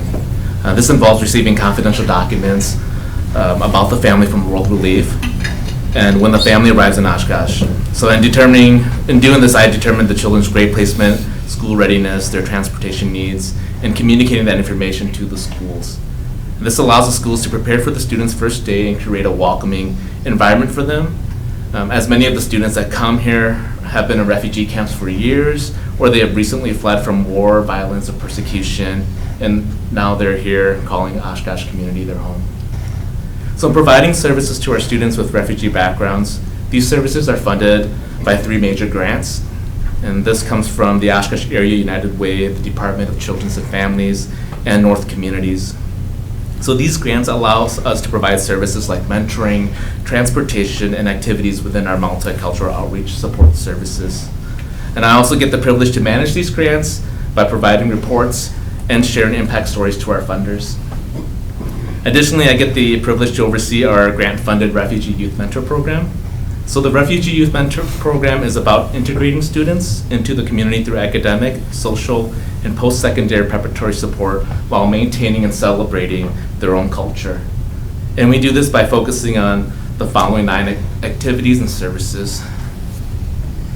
So why do we focus on these 9 services, and what is the impact of a student participating in the mentoring program? Instead of telling you why, I want to share a story. So I want to share a story about a student from Syria who resettled to the U.S. in 2016, and he's also a graduate from Oshkosh North. This student was paired with a mentor, and the student shared with his mentor about a dream about opening his own auto shop. So helping the student pursue his dream, the mentor helped him apply for further education at Fox Valley Tech, to which he got accepted and enrolled in Fox Valley Tech's auto mechanic courses. They didn't stop there. The student continued working with the mentor and applied for financial aid. He also opened up his first bank account and applied for a job. And the student is now currently working and studying to chase his dream after graduating and exiting the mentor program. And the mentor also told me in a celebration that he also recently got his U.S. citizenship. Yeah. So that's a big celebration. Furthermore, through the mentoring program, we also get the opportunity to help students with refugee background explore Wisconsin and its culture. So on February 10th, 27 students with refugee backgrounds, many of these students, having been in the U.S. for less than a year, experienced their first snowy winter. So what better way to introduce the students to a winter Wisconsin than snow tubing? Yep. And the best place to do it is Nordic Mountain. So this field trip gave our students the opportunity to increase their social engagement with peers and also take a part in the favorite Wisconsin wintry activity. And so, as you can see from our leaders here in our ESOL and multicultural outreach, we also have many educators and bilingual teaching assistants that are working with students every single day. And so we want to thank you for the support that you provided, and thank you our community-based organizations for their funding and their vision for seeing the work that we're doing and providing that funding for us to continue to do the things that we do every day for students. For every student deserves to be college, career, and community ready, and for some it takes a little bit more support, but we're here, and we're here for the students and know that they bring so many assets to our community. And so, any questions for us? Mrs. Logic, and then Mrs. Lee. I don't really have any questions. I've had the advantage of being on the education committee for my 4 years here on the school board, and this presentation comes up every year at that committee. And so what I really want to just say is thank you for bringing it to the full board today. Sitting here by Chris, I'll call him out a little bit. His excitement is like palpable. And I just hope that that rubs off to other people in the community. You know, every year in that education committee, we see these stories. You usually share some of those personal student stories. And I just really want to thank you for bringing that to a bigger forum today and really letting anyone who's listening or those of us here to really learn more about this. And it's just such an important part of our inclusion work and our student first goals, and just it's wonderful work, so thank you. I mean, as a board member and a community member, I mean, these stories make me extremely happy and proud to be living in this community, you know, and you guys need to be recognized for that work that you're doing, you know, to help individuals, you know, achieve their goals and dreams, and to be able to come to the United States sometimes and be successful. And there's just so much to celebrate. And, you know, every story I hear, I mean, I could listen to those for a long time. You know, it's just wonderful. So thank you guys. Yeah. Your presentation gave me all the feels. Thank you so much. I'm so thankful that on my last board meeting that I got to witness this. Thank you for the language that you use. It got me a little emotional. But also, I'll just say this, that I'm in a lot of conversations with municipalities and chambers who are trying to figure out how to create these welcoming programs, and I think you're doing it. You're doing it so excellently. So thank you. Thank you. Mrs. Carlin. I have to ask, what did they think of snow? It's hard to imagine life without snow. Did they like it? They were not prepared, I can tell you that. Sandals, leggings. Thankfully, our mentors and I and the team were able to provide clothing for them, mittens. It's hard to imagine that being a novelty after this winter, but thank you for doing that. That sounds Luckily, fun. for February 10th, it was a warmer. Anyone else? Just a couple of quick comments. I love this presentation. I grew up hearing stories about my grandmother who came to this country at age 4, and the stories of their challenges of fitting in and just being part of the American dream. So this really touches home for me. The Song Poet Opera Trip, I was very pleased to be able to read some of the student reactions and how touching those were to see people who looked like them being successful as performers. And I think it speaks also to the notion that we need to look at our own staff and make sure that we have people who reflect, staff members who reflect the students we are serving, because it does make a big difference to be able to relate to someone who looks like you, so to speak. I also want to point out there's another resource. I love the fact that you're getting some grants. CESA 6 is going to be offering some mini grants. I don't know how large those might be, but that might be another source for you to explore. Those will be open statewide, and either I or Dr. Davis could probably give you contacts on how to go about reaching out to those. So very exciting. And it was also exciting to see pictures in here of some people I know who have been with this program for many years. They've been extremely dedicated over time, and it's exciting to see that they're still part of the program. It reflects the board's concept not only of students first, but of all means all. And so I'm just very happy to see this report. Anyone else? All right, well, thank you so much. Thank you. Great job. Thank you. Okay, we will move on to the consent resolution agenda. For the consent agenda, the board has been furnished with background material on each item or has discussed it at a previous meeting. These will be acted upon with one vote without discussion. If a board member wants to discuss any item, it will be pulled out of the consent agenda and will be voted on separately. So move. Second. Please call the roll. Did you get that? It was Wyman and Wright. Right. Salaji. Aye. Wright. Aye. Wyman. Aye. Carlin. Aye. Herzog. Aye. Carnes. Aye. Lee. Aye. Resolution carries. Thank you very much. Next, we have individually considered resolution. Be it resolved that the Oshkosh Area School District Board of Education commend Mrs. Angie Lee for her contributions to the Oshkosh Area School District as a member of the Board of Education. Angie Lee has been a dedicated and conscientious member of the Oshkosh Area School District Board of Education since her appointment in the fall of 2022. She demonstrates dignity and respect for all related to the functioning and operations of this school district, including parents, families, staff, and the community. She's a positive supporter of all OASD employees, including teachers, custodial maintenance, paraprofessionals, secretaries, food service, and administration. She's always prepared and can be counted on to be an active participant at committee and full school board meetings. During her board tenure, Angie Lee has served as a member of the Policy and Governance Committee and has attended other committee meetings as well.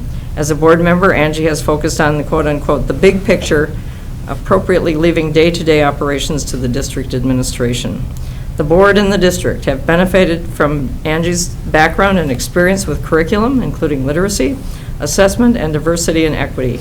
Her insights, thoughtful and reflective contributions in these and other areas have demonstrated her commitment to the district's guiding principle of students first, while seeking to be a trusted steward of the district's resources and finances. Finally, Angie Lee has represented the citizens, parents, staff, and students of this community in an outstanding manner. She understands the only reason for the Oshkosh Area School District to exist is the education of all students in the community.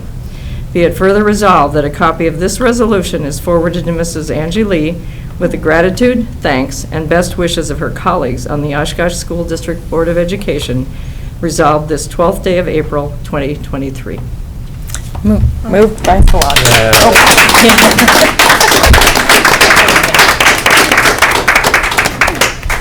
We need a motion and a second. Yeah. So Moved by moved. Salaji. Second by Carnes. Any discussion? Yes, of course there's discussion. I just want to say thank you so much for being a part of this board, and I already lost one of my thoughts. When Dr. Herzog read that and talked about your dedication to leaving the administrative tasks to the administration, I want to say that I also felt like you did a very good job of asking questions and speaking up when you did want to give guidance to the administration, especially as I'm thinking about the reorganization of the central administrative staff, central office administrative staff. Your questions and your very gentle kind of pushing for what you believed in helped sway me in my opinion and in my voting. So I just want to say thank you for having that impact in the few short months that you were with us. Thank you. Anyone else? I said before the meeting when I was talking to her about the DEI position that when we had that discussion, and I agree, I think your knowledge of that and how it impacts literacy helped me get over the line on voting yes for that. But you also put yourself out there in a group of 7 extremely qualified people, and were selected from that. And so I appreciate your willingness to put yourself out there and come before us, and ultimately you were a great choice. So thank you. Mrs. Wyman. Angie, it's been a pleasure to get to know you better. And you may be leaving the board, but I'm very excited that you're still our community member. And I know that you'll be doing wonderful things that will help our community grow and become better. Thank you. I have something prepared that I'd like to read, if that's okay. If I can get through it without crying. Okay, so to Dr. Davis and school board members, I want to take this opportunity to express my gratitude for the privilege and honor of serving on this board. During the short 6 months, I have had the pleasure of working alongside some truly dedicated and inspiring individuals who share a common goal of ensuring that our students receive the best possible education. Together, we have accomplished a great deal, and I'm proud of the work we have done. I want to assure you that I remain committed to the continued success of Oshkosh Public Schools. I cherish the memories and experiences I gained as a board member, and I will continue to support this district in any way that I can. I want to also express my gratitude to district staff who have supported me during my time. We truly do have an amazing staff here in Oshkosh, some of the best, as Dr. Herzog often reminds us.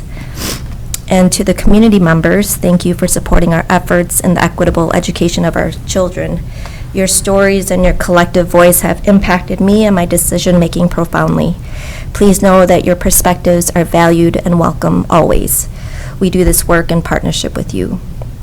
To Kelly DeWitt, if you're listening, congratulations on your newly elected seat. I might be biased, but I want you to know that you are serving with truly the best board in our state.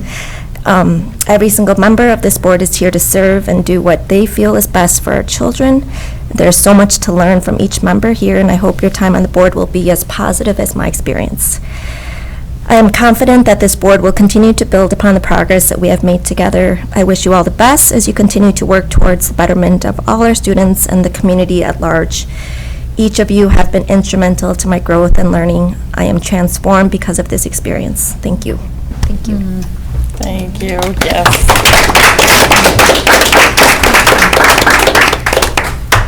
As I said earlier, your dash might have been short, but it was very meaningful and transformative for all of us.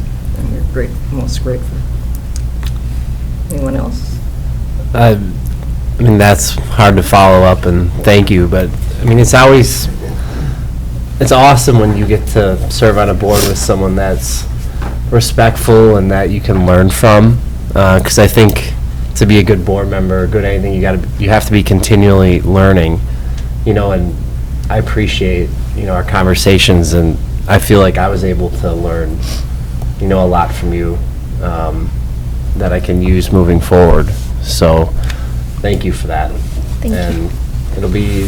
I'll be glad you'll still be here in the community, and the relationships hopefully can be used to continue to, push initiatives forward in the community. So, thank you. Thank you. And Mrs. Carlin. I just have one comment, and that's I hope we see you on the ballot soon. Thank you. Very good. All right, please call the roll. Wright. Aye. Wyman. Aye. Carlin. Aye. Herzog. Aye. Carnes. Aye. Lee. Aye. Szilagyi. Aye. Resolution carries. Very good. Well, as I indicated earlier, we have some certificates to present to you. There's one from the Wisconsin Association of School Boards, and then there's one from the board, which is the one that I can present to you. So this is the Wisconsin Association of School Boards Certificate of Commendations presented to Angie Lee in recognition for your service to the children in Wisconsin Public Schools from November 2022 to April 12, 2023.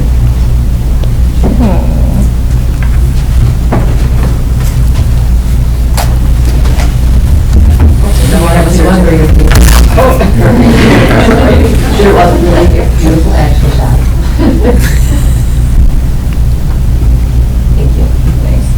And then we have one to present to you from the Board of Education from Mrs. Wyman and from me. So this reads Certificate of Appreciation. The Oshkosh Area School District extends its gratitude to Angie Lee for her service as a board member from November 2022 to April 2023. Mrs. Wyman. And then the other side, perhaps. Here we go. Got this. Thank you. Thank you very much. Thank you again.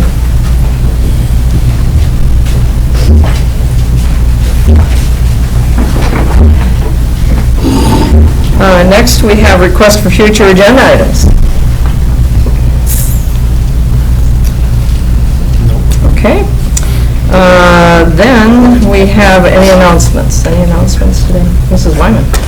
I hope that you are all planning on supporting the gala at the Waters on May 6th, Derby Day. And even if you aren't able to make it, there are some opportunities for you to look at the wish list. This is really an exciting gala because it helps support some of the items that haven't been funded in many cases over the past 50 years. The musical instruments alone are over $314,000.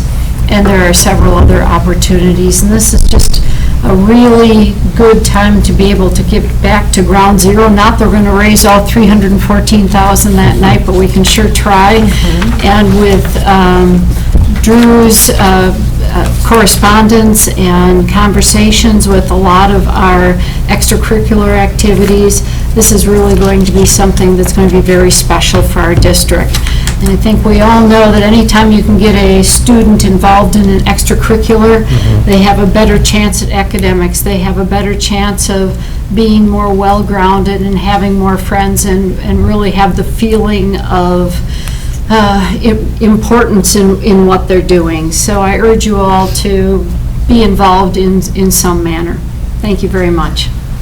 Thank you. Thank you.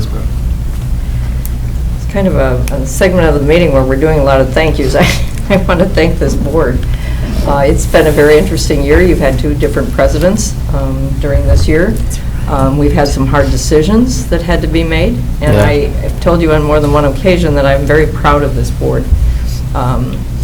We've gone through a number of things together that were hard decisions, and yet you were very respectful. You supported the civility project. You put students first, and we've been good stewards of the financial and other resources of the district. So I just want to thank you for your service this last year, and look forward to moving forward. At the same time, we have a reorganizational meeting on April 24th, at which time the board will be selecting new officers, and we will be welcoming a new member at that time, Mrs. DeWitt, who was duly elected on April 4th.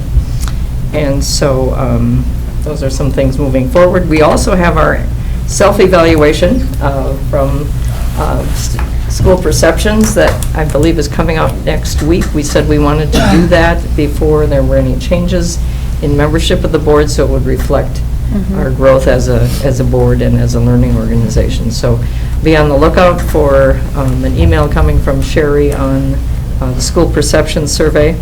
And we'll meet again on April 24th. That's a brief meeting where we, as I said, we elect officers, and the new president then, or the president will be identifying committee members, and then our next regular meeting will be 2 weeks from tonight on the 26th. So those are my announcements. Anybody else with an announcement? Yes, Mrs. Carlin. Dr. Herzog, you know that we cannot leave this meeting without thanking you and Ms. Wyman for your leadership this year as well. And I appreciate you serving as president, and you did a fantastic job. And Beth as vice president, I appreciate both of you. Thank you for your service. Thank you, Stephanie. Thank you both. If I could just remember to ask you to approve the agenda. But thank you. Thank you for those words. Any other announcements? Well, then it's time for a motion to adjourn. I move to adjourn. Second. Wyman. Carlin. Sorry. Aye. Aye. Carlin. Aye. Lee. Aye. Raji. Aye. Right. Yeah. Meeting is adjourned.